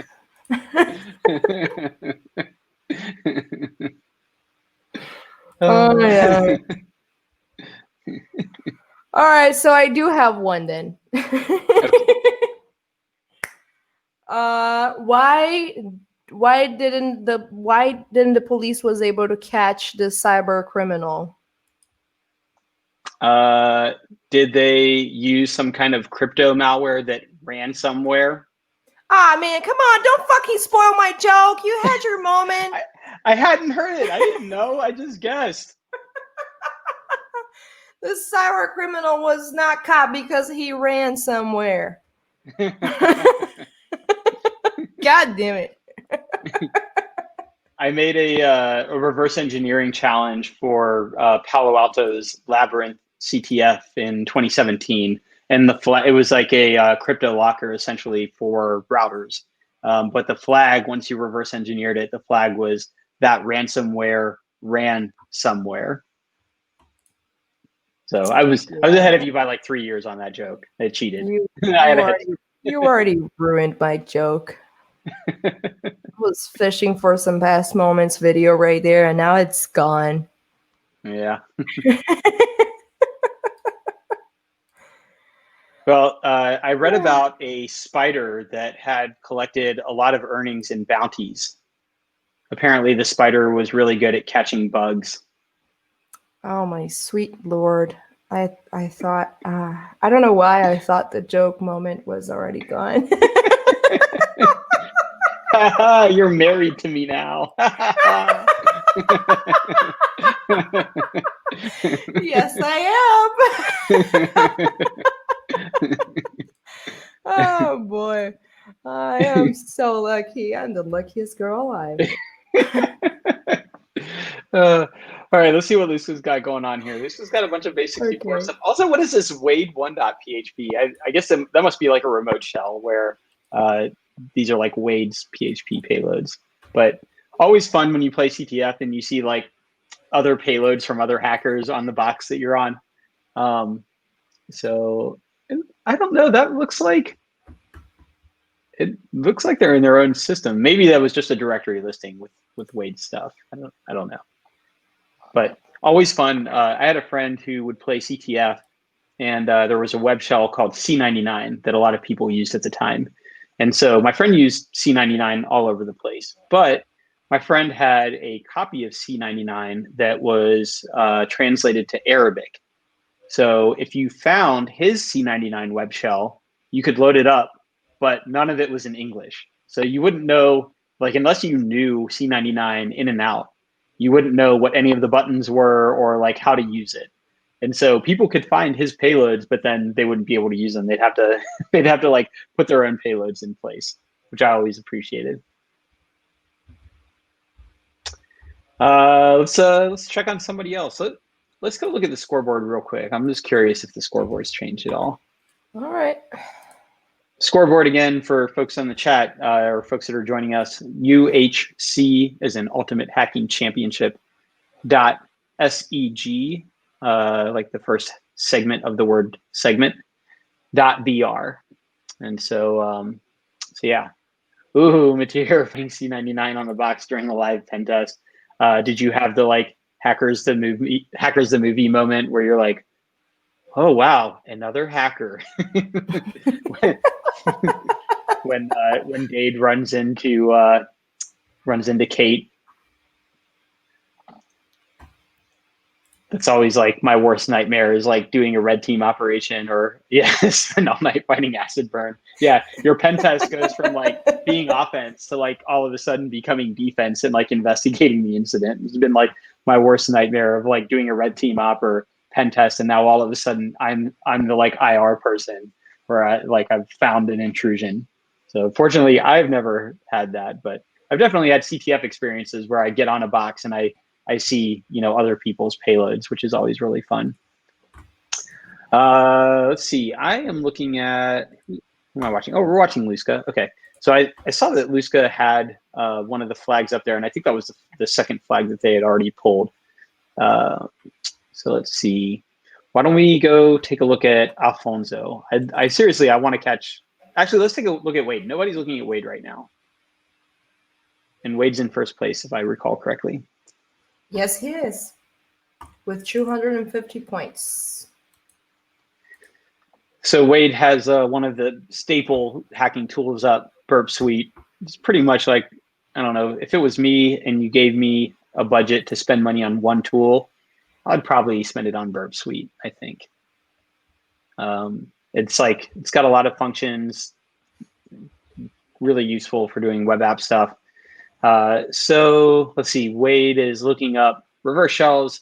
I've been to this page, I don't know how many times, copying reverse shell payloads out, because why would I have my own local copies? I mean, I do have my notes that I could go back and pull them, but I know I can just go on a search engine and type in, reverse shell cheat sheet and find exactly that page that has the payloads in it that have always worked for me. Looks like, interesting. So the directory that Wade is in their shell at the bottom here, it is in the Netcat 1.11 source branch, it looks like. So it seems like maybe they have their own build of Netcat. And if I had to guess why that is, it's because some builds of Netcat have a -e flag, which will execute a command for you or a program for you. But I think by default, the default build of Netcat does not include that -e because it's essentially remote code execution. And I think some antivirus actually flags Netcat that has that -e built in. So it's definitely possible to like build your own copy. And in the event of, doing a professional pen test, I would have my own copy, right? I wouldn't want to download an executable from the internet and then put that on a client system, and that executable has some like backdoor in it or some other payload that does something destructive. So if I take the source and it's the signed and legit source, and I build my own copy of Netcat, then I'm probably in pretty good shape. So let's see here. Wade setting up a Netcat listener on port 4444. And are they going to catch a reverse shell? That's kind of what I'm hoping to see here. Looks like they've got payload set up, running in repeater. They send the request. Did we catch the shell? They've got their ID there. So they've got the code exec running, because we saw on the right side the response had that the code was running as the Apache account. So they've got, they can, I guess if they catch a reverse shell here, it will be in the context of the Apache account, which would still allow you to potentially read application configurations, which might get you credentials for like database or other assets inside the application, other areas of the app. So I just saw that there was like a reverse shell payload. Yeah, up top on that line, they've got a reverse shell payload. So let's see if we catch this shell. I really, really want to see it. Here they're setting up a web shell to take the whatever data is passed in on this PEI get parameter and then execute that.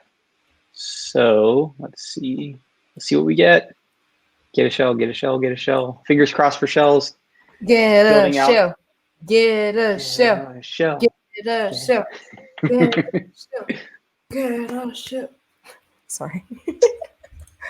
This is like, yeah, this is like literally pen testing. We're like cheering for shells. And then we have like a mini funeral when a shell disconnects or dies. Okay. Rip. Yeah, I think Wade is kind of close, but they're not exactly there. Why don't we take a look at B?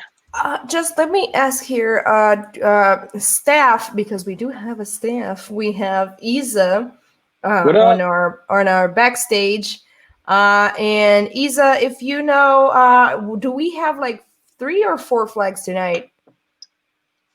If you know that and you can let me know, that will be cool. We have 4. How do you know that and I don't? I cheated. I already have all the flags. I've been playing along this whole time and just not submitting them. Okay, then. So, and dude, so yeah, said we have 4 UHC, flags. UHC players, if you're watching the English stream, send me some Bitcoins and I'll send you the flags. Just kidding. I do not have the flags. Very official. You can still send me Bitcoins, but it'll just be a donation. Oh boy. Alrighty. Let's see. I'm looking at B right now. B's got some interesting stuff going on. Let's check him out. Oh my god. It looks like they've got a shell and that they're trying to like list, like it looks like they're running like find across. Yeah, they're running recursive grep. So this is like an awesome CTF technique, right? I do this exact same thing. I get on a system and I don't know where the flag is hidden, but I know what the flag format looks like, right? Like in this case, it's like UHC and then a curly brace. So I just run grep across the entire system and I'm like, find any string that starts with what the flag starts with. And like, tell me if like you see a flag anywhere. And so maybe there's like an anticipated path that you're supposed to work to get to the flag, but you might have like a shortcut that you can get flags. And really that is part of CTF. It's a game, right? You've got to play the game. And hacking is not the only aspect of the game. It is also this like meta understanding of different ways that you can get flags. Your objective is to get all the flags before all the other players. So I like it. Let's see. B looks like they're running tmux and they're going back through their scroll back here.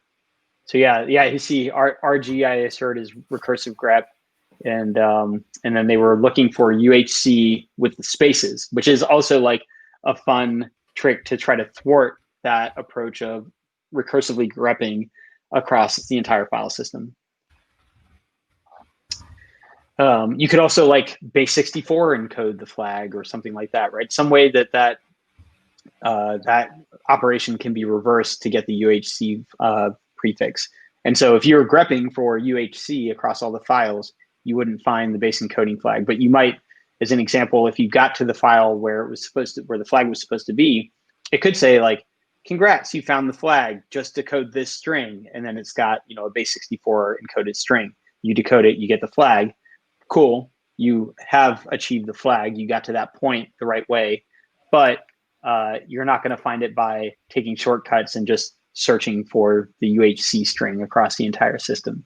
So it seems like the creators of the CTF are kind of catching on here and trying to make the players play in a more curated fashion, which, hey, it's a game. Let's see. I guess we're looking at, okay, so it looks like they ran LinPs maybe? LinP's privilege escalation tool that will look for different ways that you could increase your, I guess your privilege on the system, upgrade your shell to something that has more access, essentially. And so it will look for different misconfigurations, permissions, suspicious programs that run with elevated privileges, and then kind of give you a reporting of those findings to let you know where you might want to focus your attention. Definitely helpful. I use it often with CTF. It's a bit loud on a system in a regular pen test for my taste, so I don't use it in like a regular red team op or regular pen test, but definitely a great tool at the very least for CTF, and could easily be used in regular professional engagement as well. Just kind of automate some tasks for you. Oh yeah, rip grep. All right, cool. Why don't we go look at Silesian? All right, let's go check Silesian out. Silesian was the champion last edition, but now he is also in the second place. So he and Wade are competing for first place. I mean, Wade and Luska actually. If Afonso is sitting on flags, he is playing a very risky game at this point, because we have 4 flags tonight, and we have 15 minutes to late game, and we know, as a fact that in late games, Silesian usually goes for the last flags. So this is getting tight. This is getting very, very tight. Yeah, although I will say with 4 flags in the mix, that does give you more leeway to sit on flags, right? It's quite possible to like sit on 2 flags and still win, whereas in a CTF with only 3 flags, if you sit on 2 flags, you have a much higher risk of not winning. So let's see. Yep, scoreboard is still the same. Wade, Silesian, and Luska in the top 3, like you said. And then Josue, Galito, B, and my favorite John Rivers in the 100-point range. So we're kind of in the same spot as before, but I know that the other players are all hacking. So I think there's some other stuff going on here that they're just not showing us quite yet. Okay, so we are still, let's see, who are we looking at? We're looking at Silesian, and yeah. I see like a bunch of like hex characters on that screen, which to me looks like some really fascinating data that I would want to decode. Oh, it's not hex, it's base 64, sorry. So I guess trying to figure out like exactly what's going on there. They are root on some system. I don't know is this their like attack system, or is this like one of the systems? If this is one of the systems in UHC, then they should be getting flags right now as a root shell. Maybe they're root in a container. I don't know. But yeah, I think, wasn't it last week that I think the last flag was you were in a Docker container, but the Docker, was it the socket was writable or something?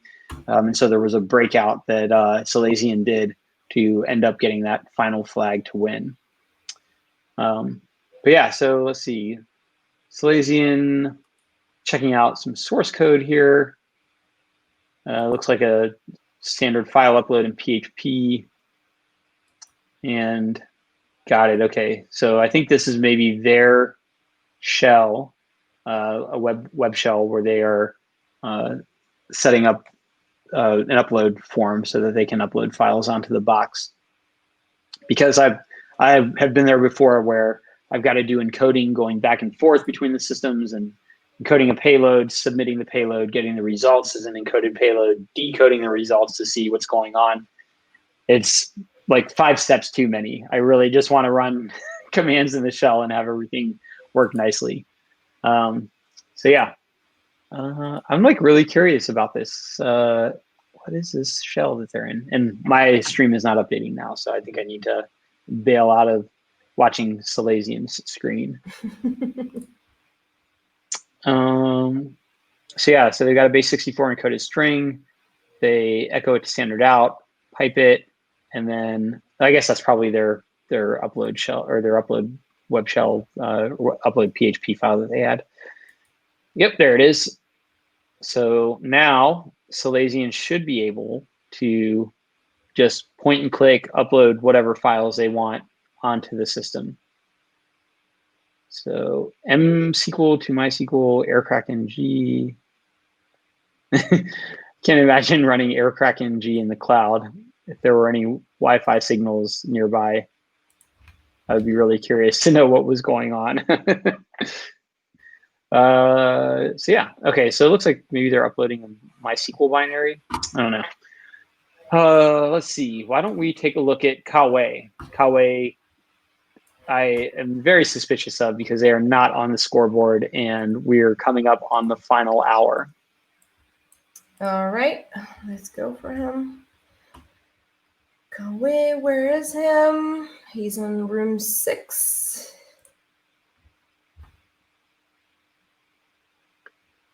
So Kawe checking, looks up top, up top, they've got the command execution, right? The RCE. And like we saw earlier, they are running at ls-l. We get the results from the file listing.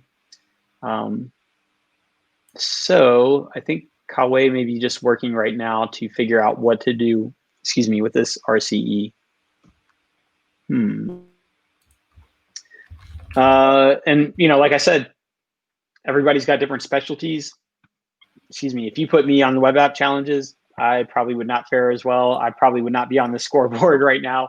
And so it's quite possible that the challenges in this particular UHC are more so to the strengths of Wade and Salazian and I think Luska, who have solved half of the challenges thus far, right? Same thing, like you can be like really athletic, but if you go race against Michael Phelps in a swimming competition, Michael Phelps is like built for swimming. So you're probably not going to fare particularly well. Why don't we take a look at Luska, since Luska kind of leapfrogged up into that top echelon. All right. Folks on the on Twitch, on the chat, have any of you played any CTFs recently? What have you been playing? What have you been up to? I know there was like Meta CTF this weekend. I think RPISec had like a Hack the Vote CTF. So I know there's like been some cool stuff going on. There's a Twitter account that I like from the company Secure Ideas, and every Friday they post like an application security kind of challenge, and I'm not especially strong in application security, so I like checking those mystery challenges on Friday from the Secure Ideas Twitter account, and it kind of like lets me dig into the application side a bit each week. So yeah, if y'all have been playing any CTFs or working on anything cool, post in the chat, tell us about it. We want to know. Let's see. All right, so we're back on Luska. Again, Luska at the top, or tied for first, essentially with 250 points. They didn't get there as fast as some of the other players, but like I said, they're up at the top, and we see that they are in dark mode. So it's like professional hacking time. It looks like Luska working on this command execution or RCE code exec, and still working with the base 64 encoding and decoding, going back and forth. They've got an ngraph listener up. which is cool. So you can catch those shells over the internet. Awesome service. I don't use it professionally because I can't have like my target's private data going through some random arbitrary service out on the internet, but really great. ngrok is amazing for CTFs. Love the aspect of it. Easy to use. I think they have a free tier where you can use it for one connection for free, which is really, really dope. Okay, so it looks like Luzca's got their own web shell up in this a.php file. It accepts CMD as an argument, which gets passed in. Yep, there it is. Yeah, rocking the dual core in the background. Yeah. Oh, wait a second. What's up? B is now with 250 points. Yes.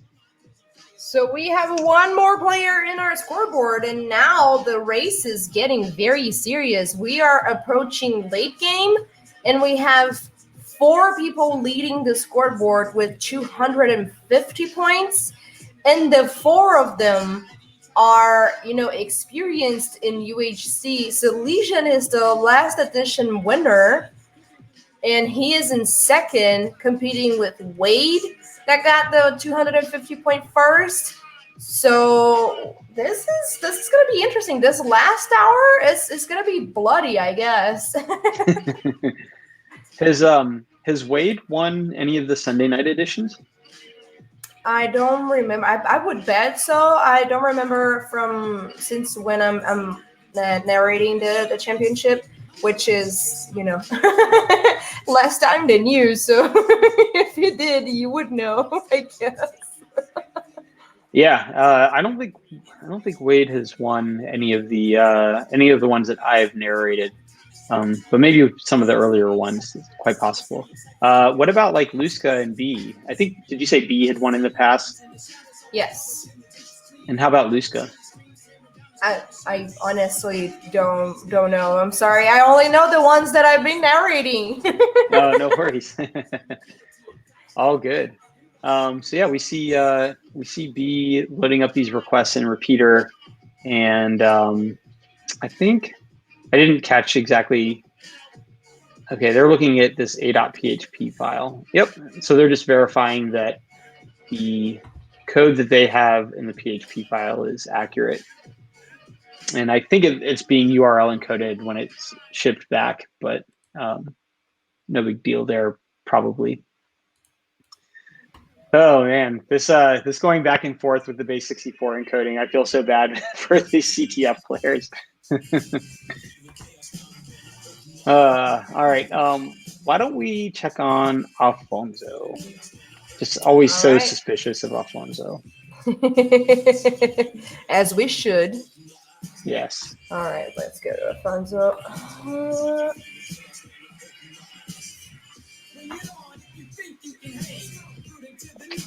All right, so Alfonso up top running people map or template map, and I think, did they get a shell? I can't see behind the browser, but I'm like moving my head over to the side like it's gonna let me look around the browser window in front.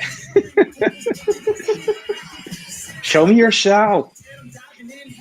All right, is the music interrupting or getting in the way of the voice, of like we talking?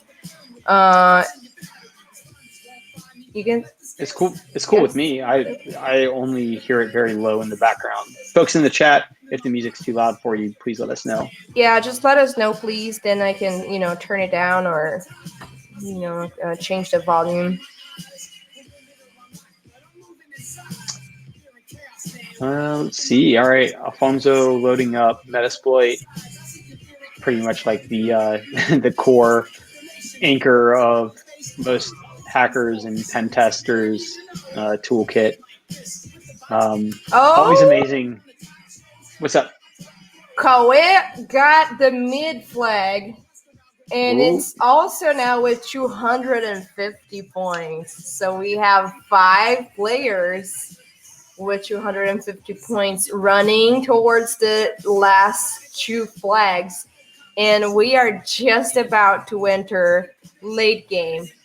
Oh boy, this is getting such a close race.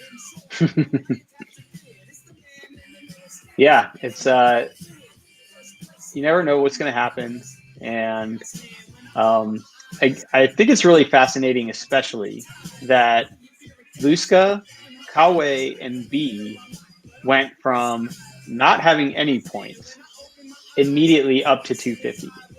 Right. They got like those 2 flags. So I'll be curious to know, were they sitting on the first one until they got the second one, or did they get the second one and then from that access they were able to go back and find the first one retroactively? And by that logic, that means they were working on the harder ones first, instead of working on the easiest ones, as like just like people usually do. So what I'm thinking, going for the logic is that now they're probably doing the same thing, they're going for the last flag that has more, that counts in more points, and if they find it, then they probably believing that the last flag is going to lead them to the one before that. I don't know. I'm just like straight up guessing here. Yeah, and I mean, even as a player, it's hard to know, right? Because it's quite possible that oh, look at this. All right, hold on. Up top, we noticed over and over, Alfonso is listing the directories of temp, right? Of the temp directory, or listing the contents of the temp directory, but getting different results each time. Sometimes they get Wade, sometimes they get F, sometimes they get Wade, sometimes they get Oi, sometimes they get F. So, what is going on there? I am like so curious. Oh, look. Okay, so they were looking for a file that they had placed, but then it wasn't there. It wasn't there. It wasn't there. And then all of a sudden it's there. So that is so curious. I'm like, I'm so intrigued by what's happening here. Maybe there's some process that's running on the host. It's like I don't know, shuffling the files in temp. Hard to know, because I assert that there's not like a loop that's pushing the files. One thing that Alfonso could do is they could do file /temp.alfonso, and then do a double ampersand, and then like execute the file.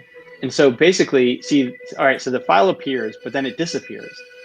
And so what you could do is you can use double ampersand to say, once the preceding command has succeeded, now execute this second command. And so, all right, cool. So they're interesting. This is so strange. The file is like disappearing. It reappears. It gets changed. So Alfonso set the executable bit on the permissions. Now they were able to run it. But like, what is going on where this file is like disappearing and reappearing? I am so confused by this. I can't wait till the end when we like join the other Brazilian chat and we find out what was going on this part of the system. And it looks like I'm asserting this like .alfonso file is, like a interpreter payload, but it executed, but it's not firing the shell back. So I have no idea what's going on. So intrigued, so curious. Which is like, 70% of hacking. Yes. 70% of the time hacking stuff, you just have no friggin' idea what you're talking about, what you're looking at, or what you're doing. I have seemed to come down with a case of the hiccup. So is it okay if I step away for just a moment? Can you cover for like a couple minutes? Sure, I can. Okay, I'll be back shortly, I hope. All right. Go drink some water. Let me remove him.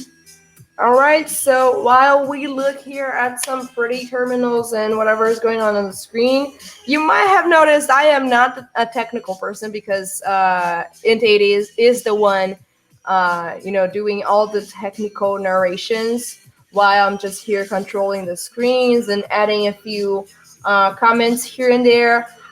Since, I am not a technical person, I cannot, give any input on that part, but I am here as an example of, it doesn't matter your level of knowledge, of technical knowledge on hacking, as long as you have the mindset, as long as you have, as long as you get excited doing it, you can go for it. You can, you can participate, you can contribute. You are important. You should be playing CTF if you like it. Don't care about what people say on being real hackers or having a certain level of knowledge to go out there and play CTFs or have fun or go hack shit. Hackers don't need permission. Hackers don't need permission. That is actually again kind of against being a hacker, right? It's like going on the other hand, going on the other lane of what hacking actually means. Hacking is a mentality. Hacking is a state of spirit. Hacking is a philosophy. Hacking is a way of living your life, and it means subverting the system, subverting power, subverting processes as we know, and finding new ways of making things work around us, finding vulnerabilities and flaws and exploiting them in our favor. In our favor. And if you have that in you, don't listen to people who say you're an outcast. Don't listen to people who say you probably don't belong. Those gatekeepers, they don't know what they're doing. You don't have to listen to gatekeepers, because while gatekeepers are busy guarding doors, we hackers are busy lockpicking the back door. So we don't need them we don't need their permission to do anything. Definitely. And also, I would advise, don't listen to people that tell you that hacking is only a mindset. That if you're not born thinking like a hacker, that you can't be a hacker. That is totally invalid. I know a bunch of people that I would love to work with who don't come at things in like a crafty way, but they are very smart and they learn how things work and they try anything that they can think of. So they're creative and they try all different kinds of things and they're really good at researching. And so while they might not be devious, like you might think of hackers in that hacker mindset, quote unquote, they're amazing hackers because they always get in. They always find some way. They learn enough about the system and they learn enough about how things work, and they're brave enough to try different things that they end up finding something that works. And so, anybody can be a hacker. It's okay if you don't think in a crafty, devious way all the time. That's not a requirement for being a hacker. It's just having fun, exploring, trying different things, experimenting. Amen. All right. So let's see here. We're looking at Afonso, who's not on the scoreboard, suspiciously. Extremely suspicious. And they have a shell. Afonso is sus. Yes. for those out there playing Among Us. Vote Afonso. Afonso has a shell. It looks like it's on an EC2 instance, I think. It's the same thing that we saw earlier, where they run a command and the command doesn't output the results. Trivial rewrite. What is that? I'm so curious. This is going to be something to stick with us for the end when we join the other Brazilian chat and we find out all the secrets about this week's UHC. They're going to tell us how the challenges were made. The winner is going to talk through how they went about solving the challenges and problems that they encountered. And so we're going to get to the bottom of this and figure out what is going on here where you run a command and you don't see the results from the command. So I'm like really looking forward to that.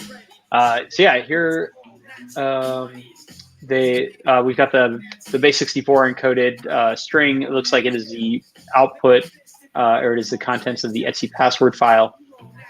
etc password, really good file to check if you've got like a arbitrary file read on a system and you think it might be a Unix-based system. That can tell you A, whether you're targeting a Unix-based system, B, the accounts that are on the system that you might want to look into, shells that are available on the system, etc. So all kinds of good info there.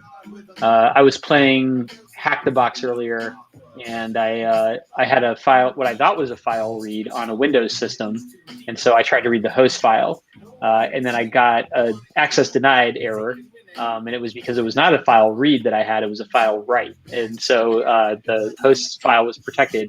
But what I learned from that was that I was on a Windows system, and that I had a file write instead of a file read. So always information to be gleaned as you work your way through challenges.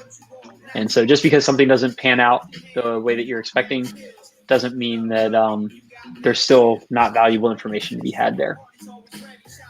Looks like Alfonso's still trying to get this reverse shell, maybe an interpreter shell to execute. You should think about, doing some Hack the Box lives now that, hacking is being more and more broadcasted through like Twitch and YouTube and things like that. That would be very fun. You should think about that. Yeah, once I get good enough to do it, maybe. You're having the same kind of mentality that a lot of people say, "Oh, let me get good at CTF first, and then I can play it." What I would like to do. How does that work? Well, CTF different than like streaming live, I think. But what I would like to do is make videos that are like tutorials, right? Where it's like, here's how to do this cool thing, and it's like a short tutorial, and like publish that. Maybe stream as well, but publish that and show off just like cool things that I've learned over the years or things that I'm working on. That seems like it'd be a lot of fun. Maybe I'll do that one day. You can do both. It's true. If I could just find like 56 hours in the day. All I need like is two and a third days in one day. Then I'm good. Let me know if anybody's got like a time compression algorithm, and then I'll use that. Let's see. Why don't we take a look at? I'm gonna go look at the scoreboard real quick and see if we've got any updates there. Because the last that I looked, there were 8 people on the board. And it looks like that's still the case, but now 5 of those players have 250. Yeah. The only ones who have not had any points so far are Alfonso, which is very sus. Super sus. And Yago, which is also a newcomer, just as Josue. But Josue is on the scoreboard with the easy flag, 100 points. Yeah. And so Alfonso's got this shell, which we're looking at right now. I think this is their local system, but they've got definitely output, and they've got code exec on some other system. And yeah, there's a shell, excuse me. My goodness. But let's go look at Yago, because I'm curious what they're up to. Okay. Again, like you mentioned, Yago being the newcomer. And I got to imagine that it can be kind of stressful being on a live stream hacking. I mean, if I was doing it not even in competition, I would be sweating a bunch, right? When you mentioned live streaming Hack the Box, I was like, that made me anxious just you mentioning it. So I can only try to think about what it would be like being up against 9 other CTF players and having the internet watch me play. Well, that's the thing, right? People, the internet is filled with noise, just as, real life. no matter what you do, no matter how good you are, no matter, you know, how beginner you may be, there is always going to be noise. So I think what we're learning a lot with the new generations, you know, watching streamers all the time, and watching you know, influencers develop in social media and things like that, is that the new generation doesn't care that much about that noise. You know, they're learning how to do stuff just because they want, just because they want to have fun and chat with their friends online, and, you know, contribute somehow with people that are watching. So if you're like struggling on screen, that's great, because then people can relate, you know, people can feel very good about themselves, like, oh look, there, you know, this person is also learning just as I am, something that I'm very interested in. So you don't have to be a god, you don't have to be, you know, extremely good in anything for you to contribute, for you to study together, for you to, you know, relate with someone out there that also, you know, it's on the same level. It has the person that person also has the same interest as you do. And I think, you know, this new generations of streamers and influencers and whatsoever, you know, whatever you want to call call that, I think that's the beauty of the internet nowadays. The noise just doesn't fucking matter. Every day I find a new channel on YouTube or Twitch or Instagram or whatever with like more than 100K people, 1 million people following, 2 million people following, and that I've never heard before. And I click on these random channels and I go to this like 3 million follower channel, and I'm like, what the heck is going on? Man, the internet is crazy. I mean, you can find anything, you know, that you never seen before, and it's like you got there late. You got there after 3 million people have arrived there. So it has space for everyone. It doesn't matter your level, you know. That's true, and I do like that. One of my favorite people to watch is IppSec. IppSec does a lot of Hack the Box, and even though IppSec releases the video after the time that he has already solved the box, or they have already solved the box. I'm not sure on IppSec's pronouns, but anyways, after IppSec has solved the box and the box has been archived, that's when the video gets released. But even in IppSec's videos, you see IppSec do things that aren't just a straight walkthrough clean. Or you see IppSec do things where they don't work, and IppSec like fights with the box for like 20 minutes and is like, huh, like that didn't work. Well, let me try this thing. Like, nope, that didn't work either. Sometimes it's typos. Sometimes the remote service is just like isn't cooperating. Sometimes the tool isn't being used correctly. But in watching those, like in watching the imperfections, I guess I'll say, it's really humanizing. You know, exactly like you were saying. You're watching somebody else who is clearly, they're smart and they, you know, they've got a lot of skills and they're doing really cool stuff, but it's like this awesome connection where not everything goes their way 100% of the time. Nobody's perfect. And so it's kind of this nice like grounding experience, like, oh wow, like IppSec, somebody that I look up to and I see them hack all the things. You know, they don't always get it on the first try. They make mistakes too, or like they get like bad luck. You know, something doesn't work right as it should, and so you're definitely right. You know, like it's definitely, yes. Po Buddy is nerfed. Exactly, and like you said, that is all the more reason to play CTF. Right? Nobody that plays CTF solves all the challenges right away. Nobody looks at the challenge and knows immediately what to do. Maybe Kawaii that one time when he finished 25 minutes, but other than that, like this is why we're here for 3 hours, right? Like nobody knows exactly what to do and solves everything immediately without any issue. We're seeing failure upon failure upon failure that results in success.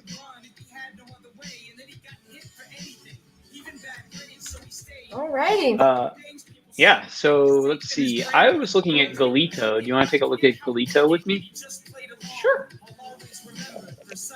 And while you cut over there, I'm going to just refresh my scoreboard and take a look. I think it's about the same. I think we've got Yeah. 5 players with 250. We are 15 minutes in the late game. That means we have 45 minutes of competition still to go. We have 5 people in the scoreboard with 250 points, which means this 5 people have the easy flag and the mid flag as well, and they're going now for the last 2 flags, which are the harder ones. Wade is the first one with 250 points, so that means he's on the lead. This is a CTF that is first come, first serve, which means if you get points first, you have the advantage. So even if it is a tie at the end, if you got the points first, you're the winner. So as per now, Wade is still leading the scoreboard, and that means he probably may win. But I won't say that because we've seen some crazy twists on UHC before, and Silesian is right next to him with 250 points. And Silesian, as I said before, is a player with a really good timing. Last edition he was the winner, and he had this thing where early game he had the first flag, mid game he has the second flag, and late game he went for the 2 last flags. That was just beautiful to watch. So maybe he has the same timing today. And 3rd place, 4th place, and 5th place is Luzka, B, and Kawe, all very experienced players in UHC. Being Kawe, the record holder of the fastest UHC that we've ever seen, going for flags and winning the championship faster than anyone before. So this is a very close race. We cannot make assumptions at this point. Oh, for sure. And I would say it's really anybody's game. Like, as we've seen, Yeah. I think, who was it? B and Kawe and Luzka, 3 of the people out of 5 that have 250 points all were at 0 right up until they got those 250 points. So Yeah. we could easily see somebody else jump up with another, 2 more flags or something immediately. Afonso. Yeah. Oh, I had something here in my throat. Oh, Sorry. yeah. No, you had a hashtag Team Alfonso. Why don't you mentioned Silesian last week, kind of like really pulling it out at the end, and that makes me curious. Why don't we take a look at what Silesian's up to right now that we're All right. kind of in late game? Alrighty. Does the music volume is okay? Is it okay? Yeah, I was gonna say Last Rites is a little bit louder than some of our other tracks, I think. So that one we might do better bumping down just a touch on the volume. Okay. I always have to do that at shows. Like I have to ask like Fuzzy Nop or C64 to say like, can you please turn down the volume on this one just a little bit? It's like it's just mixed a little bit louder. It's hard to have the ear to like keep everything at the same level when you're mixing an entire album. Is it good now? Oh yeah, sounds great. All right. Folks in the chat, folks watching should I the stream. turn up a notch? Did I just went down too much? Just let me know. It's cool with me, but folks on the stream, if you want it louder or softer, just let us know. Post in the chat. Up and down, up and down, It's been so long since I rapped. I know. also- I missed the shows. I missed going to shows. I'm gonna rap on Friday, I think, at 8.8.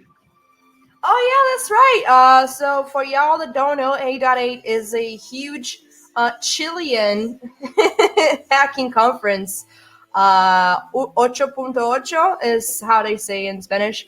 It happens on Chile every year. Gabriel Bergel is the organizer. It is a really, really cool hacking conference. I think it's the biggest or one of the biggest conferences in Chile. Anyway, it's really dope, and they're gonna do it online this year. Just as pretty much every other hacking conference and any conference because of freaking COVID. So if you've never been able to go to Chile and, enjoy an 8.8, well, now is your chance. And Dual Core, Int80 is going to have a show there, an online show there at 8.8. So if if you miss going to Dual Core shows, I know I do, you can go there and watch the live. I am in desperate need of rehearsal because I have not played a show in many months now. All of my rapping has just been recording new songs and writing new songs. So it's going to be interesting to see how the actual performance goes. Hopefully no problems. One of the cool things though about getting to play shows from home is that I can play songs that I don't play frequently or new songs that haven't been released yet, because I can pull the lyrics up on screen and kind of cheat and read the lyrics as I rap. So I don't need to have a song entirely memorized front to back in order to be able to perform it. Not the case playing live shows. I can't just, pull out my phone and read the lyrics while I'm rapping. That doesn't work. But at home, nobody can tell the difference. I mean, now they can probably, since I just gave away the secret, but oh well.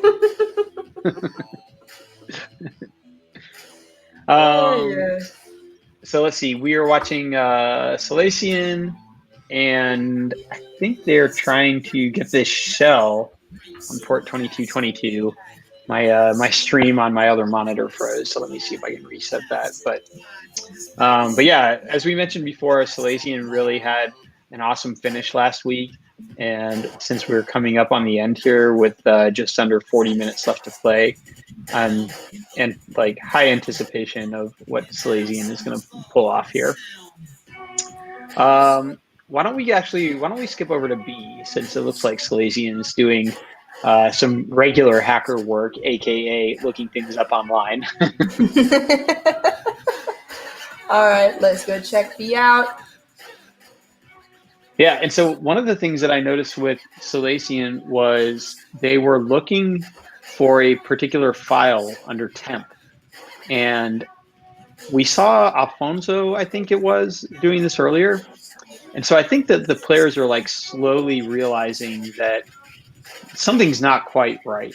And the files are like disappearing, but then reappearing. And again, stick with us through the end, because when we join with the Brazilian chat, we're going to get all of the secrets revealed. We're going to find out why that is.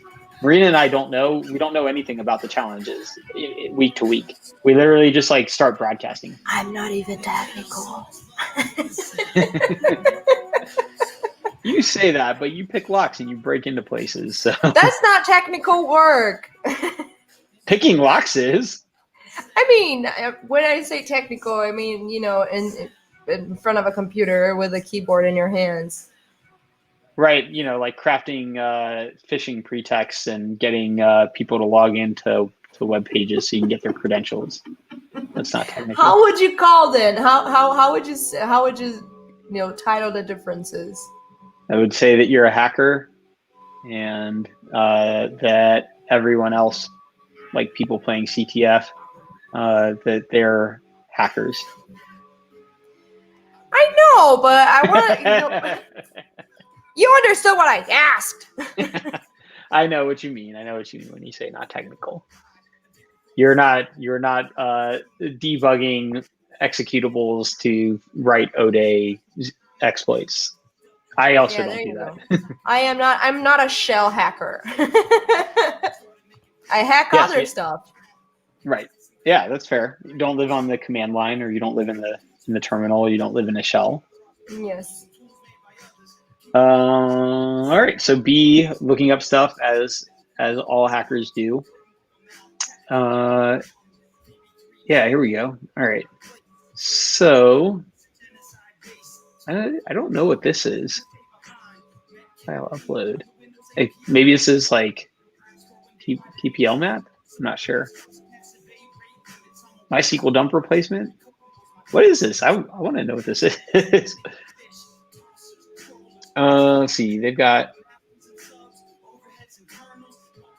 What is going on here? I'm so curious. Is this in Metasploit? It's like something from Metasploit? I can't tell. One of the things that I love about doing UHC is that I see all these other tools that the players use. And some of them I know, some of them I don't know. And so every time like I see something new, I'm like, oh, okay, cool. Like I gotta play around with that later. And so I get to like that some of the references I do get from the tools, because the naming of the tools, I mean the hacking handles and hacking names, and I love that hacking is filled with references, with very nerdy and deep underground culture references, and I pretty much get all of them. And we were just looking at I think it was in the last edition or in the past edition than that, but we were seeing people, we were seeing some players use a tool called Pacu. Mm-hmm. And Pacu in Portuguese, it is a fish from the Amazon rivers. Yeah. And I was very curious about that name, and I searched it after the CTF, and I actually learned that the tool is indeed inspired in the Amazon fish, and I was like, damn, that's so cool, go Brazil. Yep. Oh, look, we're getting a flag. Oh, wait a second. Oh, yeah. Whoa. Damn. We got it. That's awesome. That was really good. So cool. So B jumps into the lead, I think. I think so. Yeah. Yep.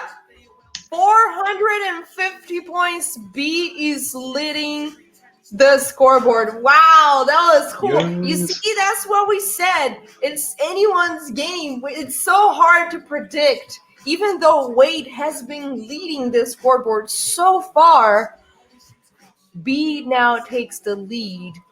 Yeah, look at B celebrating. 450 points. I love it. It's just holding enter and just a bunch of new shell prompts. I love it. That's awesome. Yeah, and one of the things that I really appreciate about B is last week you mentioned that B was like narrating. And yes. So B was like a commentator last week. And when we merged the Twitch streams and we went through the like debrief for the readout of what the CTF was like, et cetera, and we talked with the winner, Silesian, they explained everything in Portuguese as to like how they worked through all the challenges. And then Igor was like, okay, B, translate that to English, go. And B gave us this like really detailed rundown of like, okay, first Silesian did this, and then he looked at this thing, and they saw this, and it made them go over here. And he like nailed it. Like I was kind of following along in Portuguese, but for the English viewers, it was like, or the English speaking viewers, you got like the full rundown in like perfectly plain English. It was amazing. And the fact that like B captured everything, because there were a bunch of steps. There were 4 challenges, and there's like a bunch of paths that Silesian talked about that they explored. And so B did like a great job of like relaying all that. So you kind of got that whole like thought process encapsulated and presented to you. Kind of like I was talking about with IPSEC, the way that like IPSEC goes and tries things and they don't work. And then IPSEC will say like, oh yeah, this thing over here makes me think of this. And so I go and I try this thing. And understanding the thought process is so much more valuable than just knowing like the individual tools, right? If you can figure out like, I'm in this situation, these are probably the tools that I want to look at because of the situation I'm in. That's way more important than just picking a random tool that you've used before and trying to run that and seeing whether you get anything out of it. So here's a new one for me as well. I think it was called ReGeorge. I missed it. Yeah, ReGeorge? I don't know. Last week I learned Go For Us. So that was like a new one for me for like SSRF and I think LFIs as well. Yeah, Regiorg.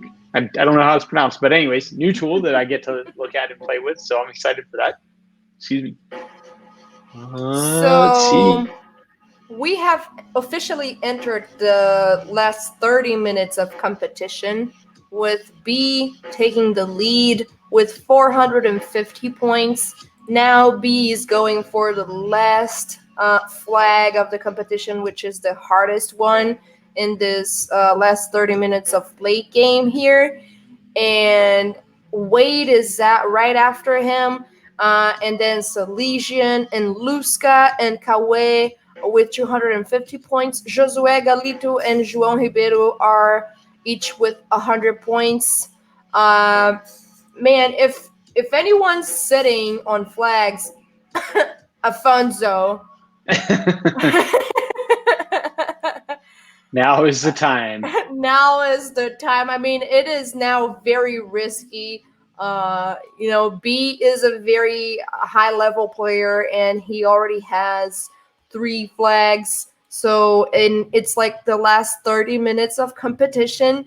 So I wouldn't be sitting on flags unless you're like almost, finishing the last flag.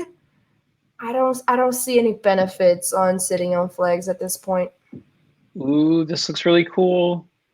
I have no idea what this tool is, but it looks like it sets up some kind of tunnel for you.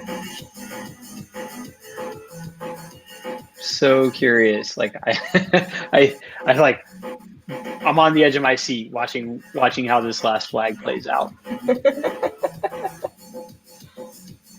Let's see. I'm just going to double check the scoreboard here again, just in case Alfonso all of a sudden has 3 flags. Just to be sure. Yeah. Wouldn't that be like an amazing finish? Is like all of a sudden Alfonso submits 4 flags and the game ends.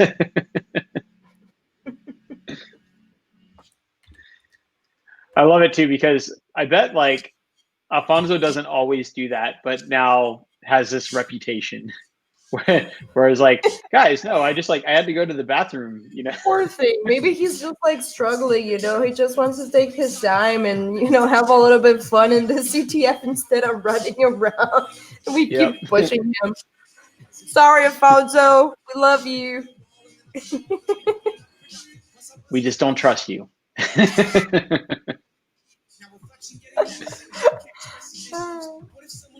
Let's see. All right.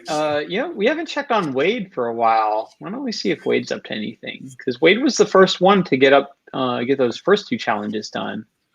And it looks like Wade has a web shell now that seems pretty stable. And so that definitely makes operating easier. Ooh, ouch. Look at all those escape codes.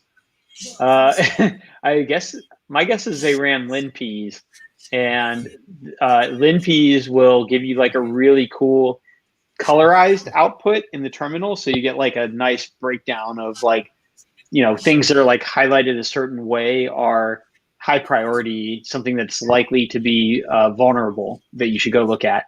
But in the context of plain text, where you don't have any of that rendering of anything other than just black and white plain text, not as helpful.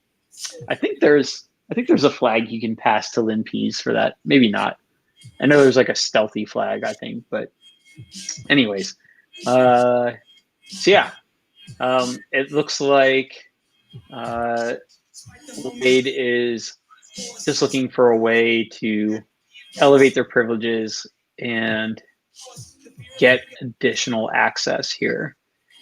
They've got the stable web shell, so that's good. It looks like they're not. Well, maybe not. I don't know. I was gonna say. Oh, okay. I was gonna say it looks like they're not dealing with that issue anymore of the standard out not outputting the results of whatever command or program that they ran. But then they browsed looking for like the LS output, and it like wasn't showing up. But now it looks like it's showing up. So yeah, a couple question marks sitting around here is like what's happening on these systems that are kind of thwarting the players as they try to work their way through the CTF. Let's see. Why don't we take a look at Luzca, because Luzca definitely surprised us by making that huge leap earlier on, and I am curious as to what they're up to.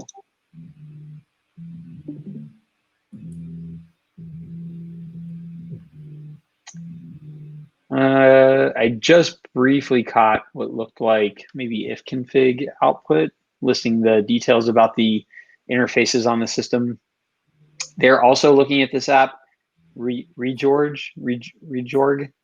I'm gonna feel like so dumb when somebody tells me like, yeah, it's pronounced this. Gosh, what's wrong with you? But that's fine. I'm super excited. Like I said, learning about new tools that are out there. I love seeing the different ways that people build things out. Different tools have different advantages. Sometimes you put something on a system, it doesn't work. Sometimes it gets picked up by antivirus, but if you know a different utility that you can use to accomplish the same objective, it doesn't get picked up by AV, and then you can accomplish your objective. So building out your bag of tricks, very helpful.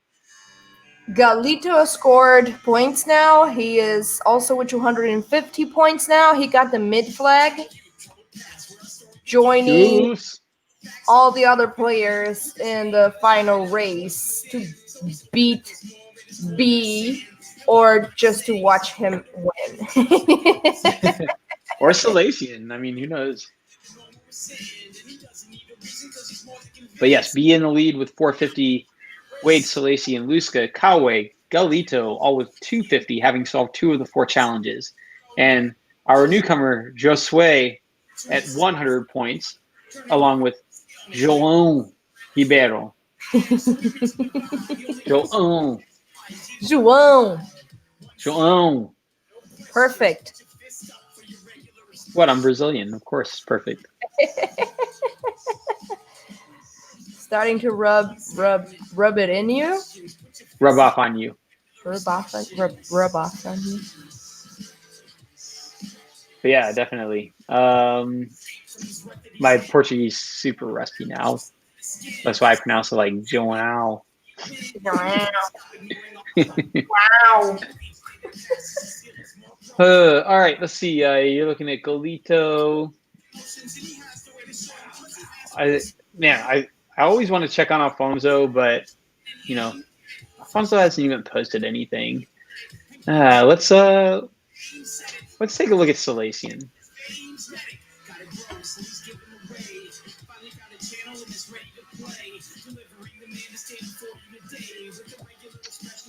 Salacian building out their own Python script, it looks like. Curious about the contents of this RCE.py. They are,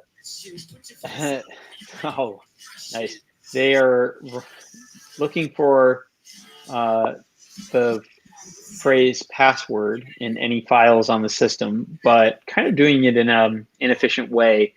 So they're running one program called find, listing the contents of everything on the system.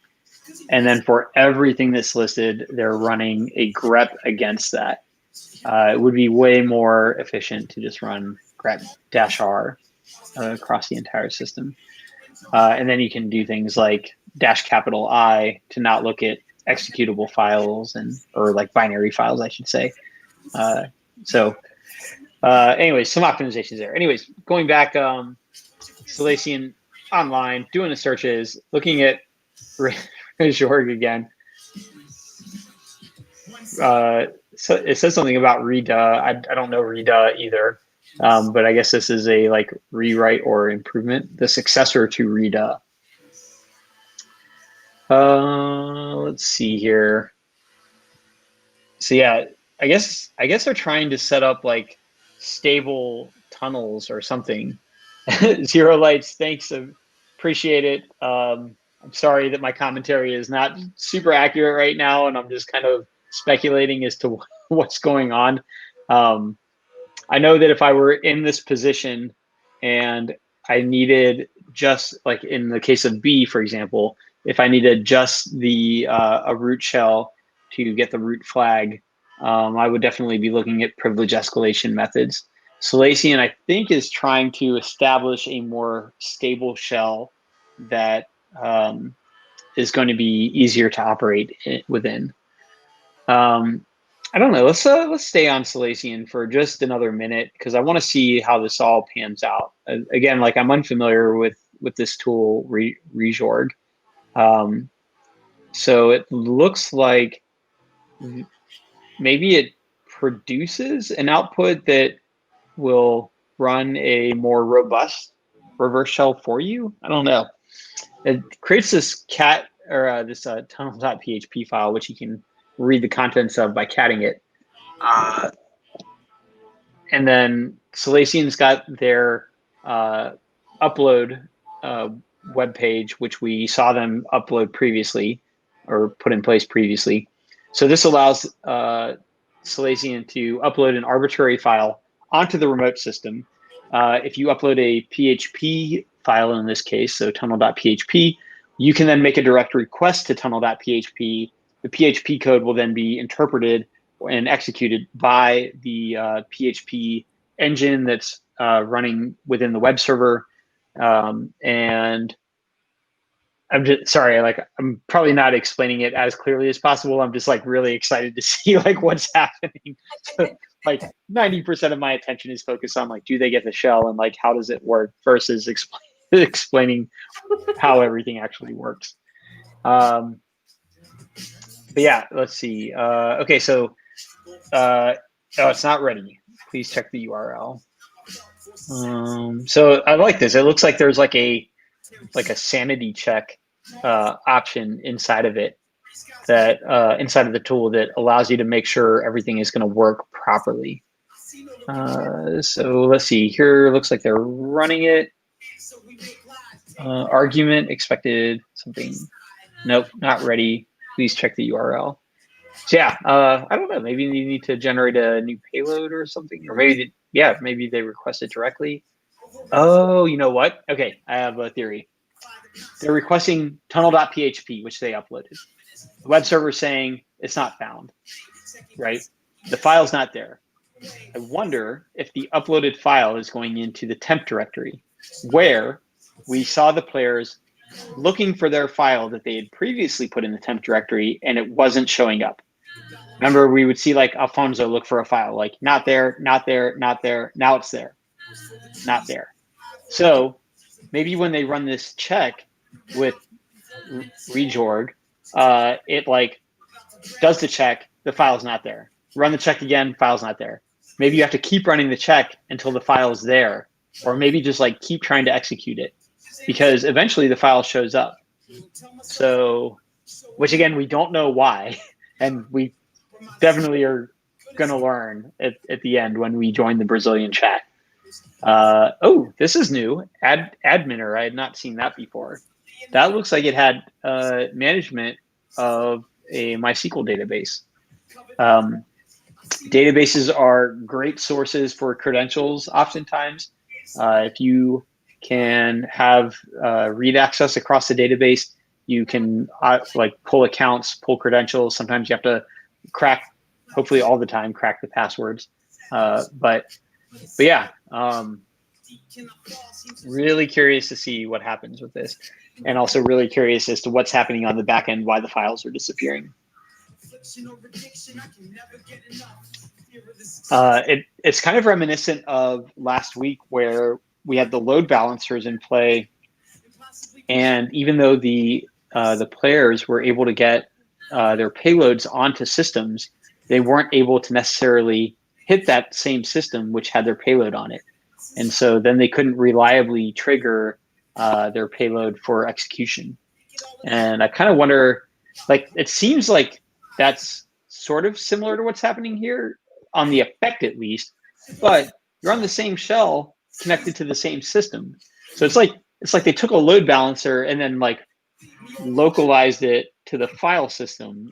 I've never seen this before, so I'm like super curious. Like, is it mapping like different directories into a mount point? Like, I honestly have no idea. I'm excited to learn about this. This is like the coolest thing about UHC is you get exposure to all this new stuff that you can learn about all within a really short time period.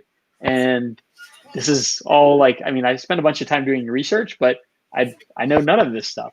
It's like free learning. I mean, it's hacking on the go, right? People believe that hacking is a dude sitting in a dark room wearing a hoodie for some reason with all the lights off and a bunch of terminals just running wild in the screen. And it is this is hacking right here, Googling shit that you don't know and trying everything around, probably listening to some pop music or to some tech music, Listening to some rap music, some dual core rap music like us to concentrate. And this is real hacking. This is going for answers that you don't have and trying different things to subvert systems. And that's pretty much it. That sums up. Let's go to B real quick. I think B is pretty close. Okay.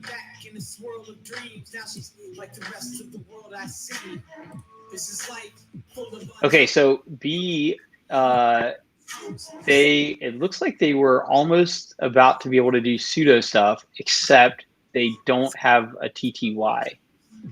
And there are ways to get TTYs. There are ways to upgrade your shell. Okay, here we go. Let's see. They've got a password for Apache. So if they've got pseudo privileges here, they're going to be in good shape. Ooh. Fingers crossed. Nope, authentication failure. Wait, what's going on there? Come on, B, you got this. You can do it. Upgrade that shell. There's like a common crux of CTS and of hacking is. This is going to be crazy because we're like almost just 10 minutes away to the final line. Almost just 10 minutes from the actual finish line. Whenever we reach... What? Go ahead. Keep going. Whenever we reach 3 hours of live, which happens in 12 minutes, it's over for everyone. And B is leading the scoreboard with 450 points. If he gets this final flag right now, it would be just beautiful. He doesn't even need those points. I mean, just to guarantee, it would be nice to have it. But if he does it right in the last 10 minutes, it's just beauty. Just mwah, just tying up the knot. Ooh, all right. Let's see here. All right. So looks like B was able to enumerate some stuff out of the MySQL database. Looks like they got one hash there. And I guess they've got some kind of tunnel set up that allows them to talk directly to the MySQL, like the remote MySQL database. And so I guess they're counting on that for their path to privilege escalation, which is quite possible, right? There might be a credential stored in the MySQL database. I know last week I saw a player try like the user-defined function stuff, where you can upload your own function into MySQL, have it run code for you, and then you can like get a shell that way. Maybe the MySQL user has pseudo privileges. That's like quite possible as well. Some like maybe that it's configured to run as root. So that's like the beauty of hacking. You never know how the system is configured, how the applications are configured. You're just trying different things and going off of what you can see.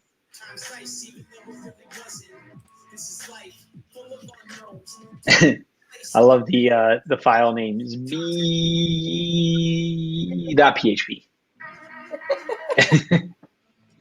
Reminds me of the Oprah gif. Bees.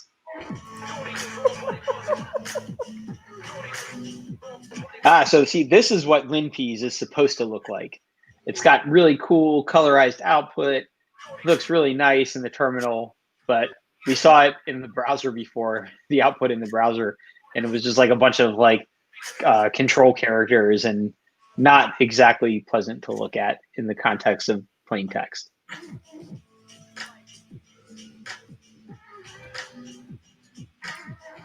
Back to Metasploit. All right.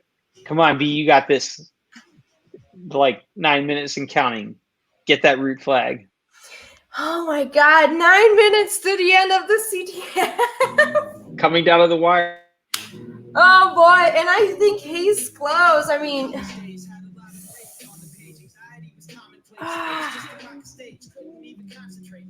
oh, and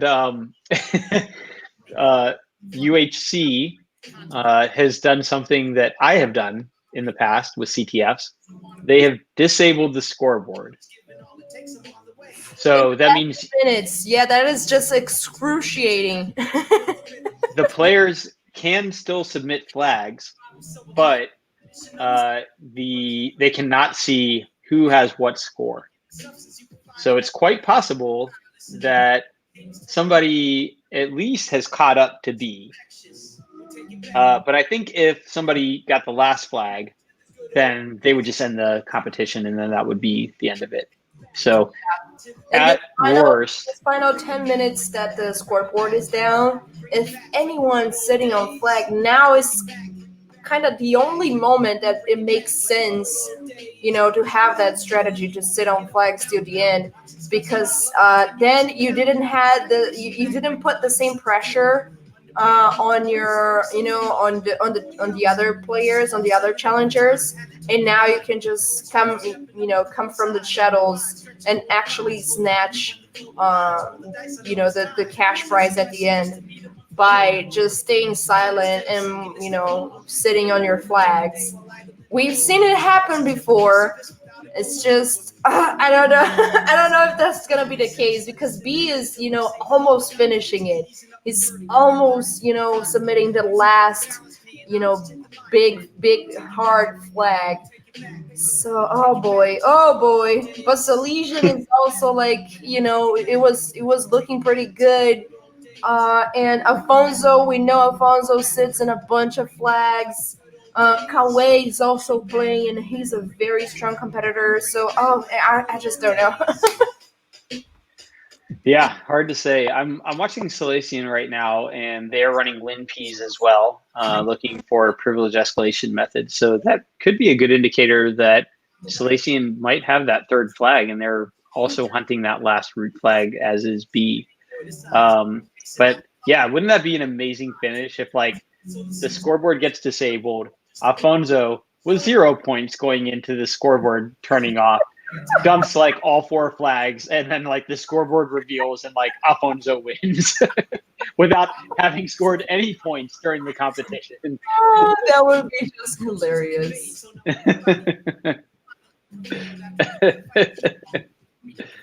Oh, that would be incredible. Yeah, so let's see. We're looking at Salesian running LinPeas, going back through the results. Can you sniff with TCP dump? No. If you could run TCP dump as root, there is a way to potentially, execute another command or another program from that. But you can also, on the defensive side, you can provision TCP dump in the sudoers file and then set it for no exec, which means it cannot execute another process. So it is possible to use TCP dump safely with elevated privileges and not give up a root shell. My first internship, I was working on some firewalls, and you needed to be root to edit the firewall rules. And they didn't trust me because I was an intern. And so they were like, yeah, you need to work on these firewall rules. And I was like, okay, well, I can't edit them because I don't have root. And I was like, can you just give me like sudo to Vim so that I can like use Vim as root? And they were like, yeah, sure, no problem. And then inside of Vim, you can actually get Vim to run another command for you. So you hit colon and then bang, and then you type a program like ls or whatever, it'll run that command for you. And so I'm running Vim as root. And so I ran bang bash and I got a root shell. So five character exploit. Got him. And yeah, that was my internship. I finished my summer project for my internship way ahead of schedule. And then they told me I could go do whatever I wanted after that. So I used to just like pull down programs from like open source repositories and write exploits for them. So it was a super fun internship. Let's see. Let's go back and we're looking at Salacian and oh no, sorry, I was looking at Salacian. Let's go to B. Stay on B. I'll come down to B. Okay. Because I feel like B is like about to get this this root shell, and so we see B is doing this thing to upgrade their shell right now, where you do PTY stuff inside of Python.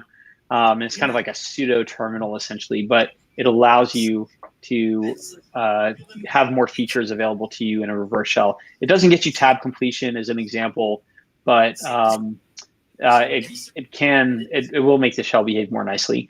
What I usually do is once I do the PTY stuff, then I do STTY, and you can do some stuff with STTY, like I think STTY raw -echo, and then background.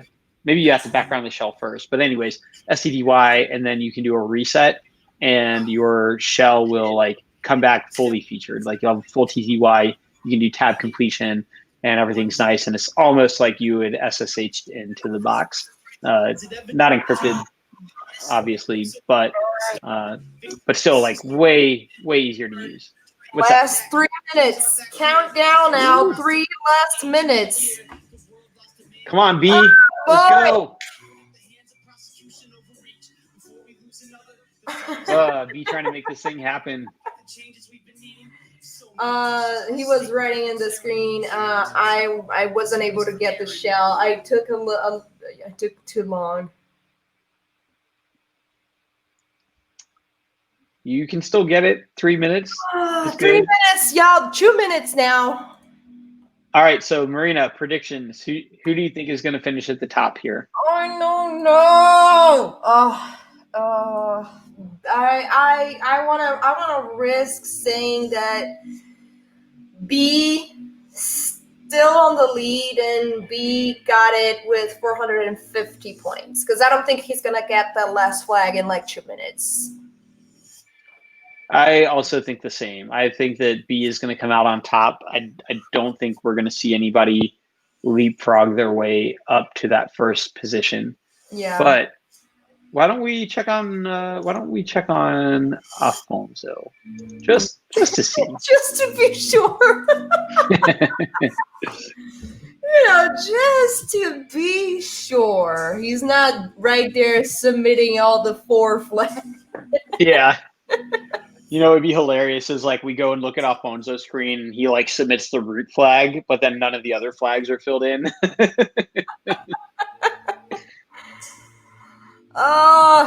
1 minute. 1 minute. Right. Yeah. Looks like Afonso is still working with a TPL map or template map. So I guess Afonso not going to pull this one out. But let's see what Kawe is doing. Kawe just admiring their handiwork. Contemplating. Having collected two of the 100 flags. I wonder, do you think that top flag, NASA? All right. I think it's NASA because it had the like astronaut. It is the end, my friends.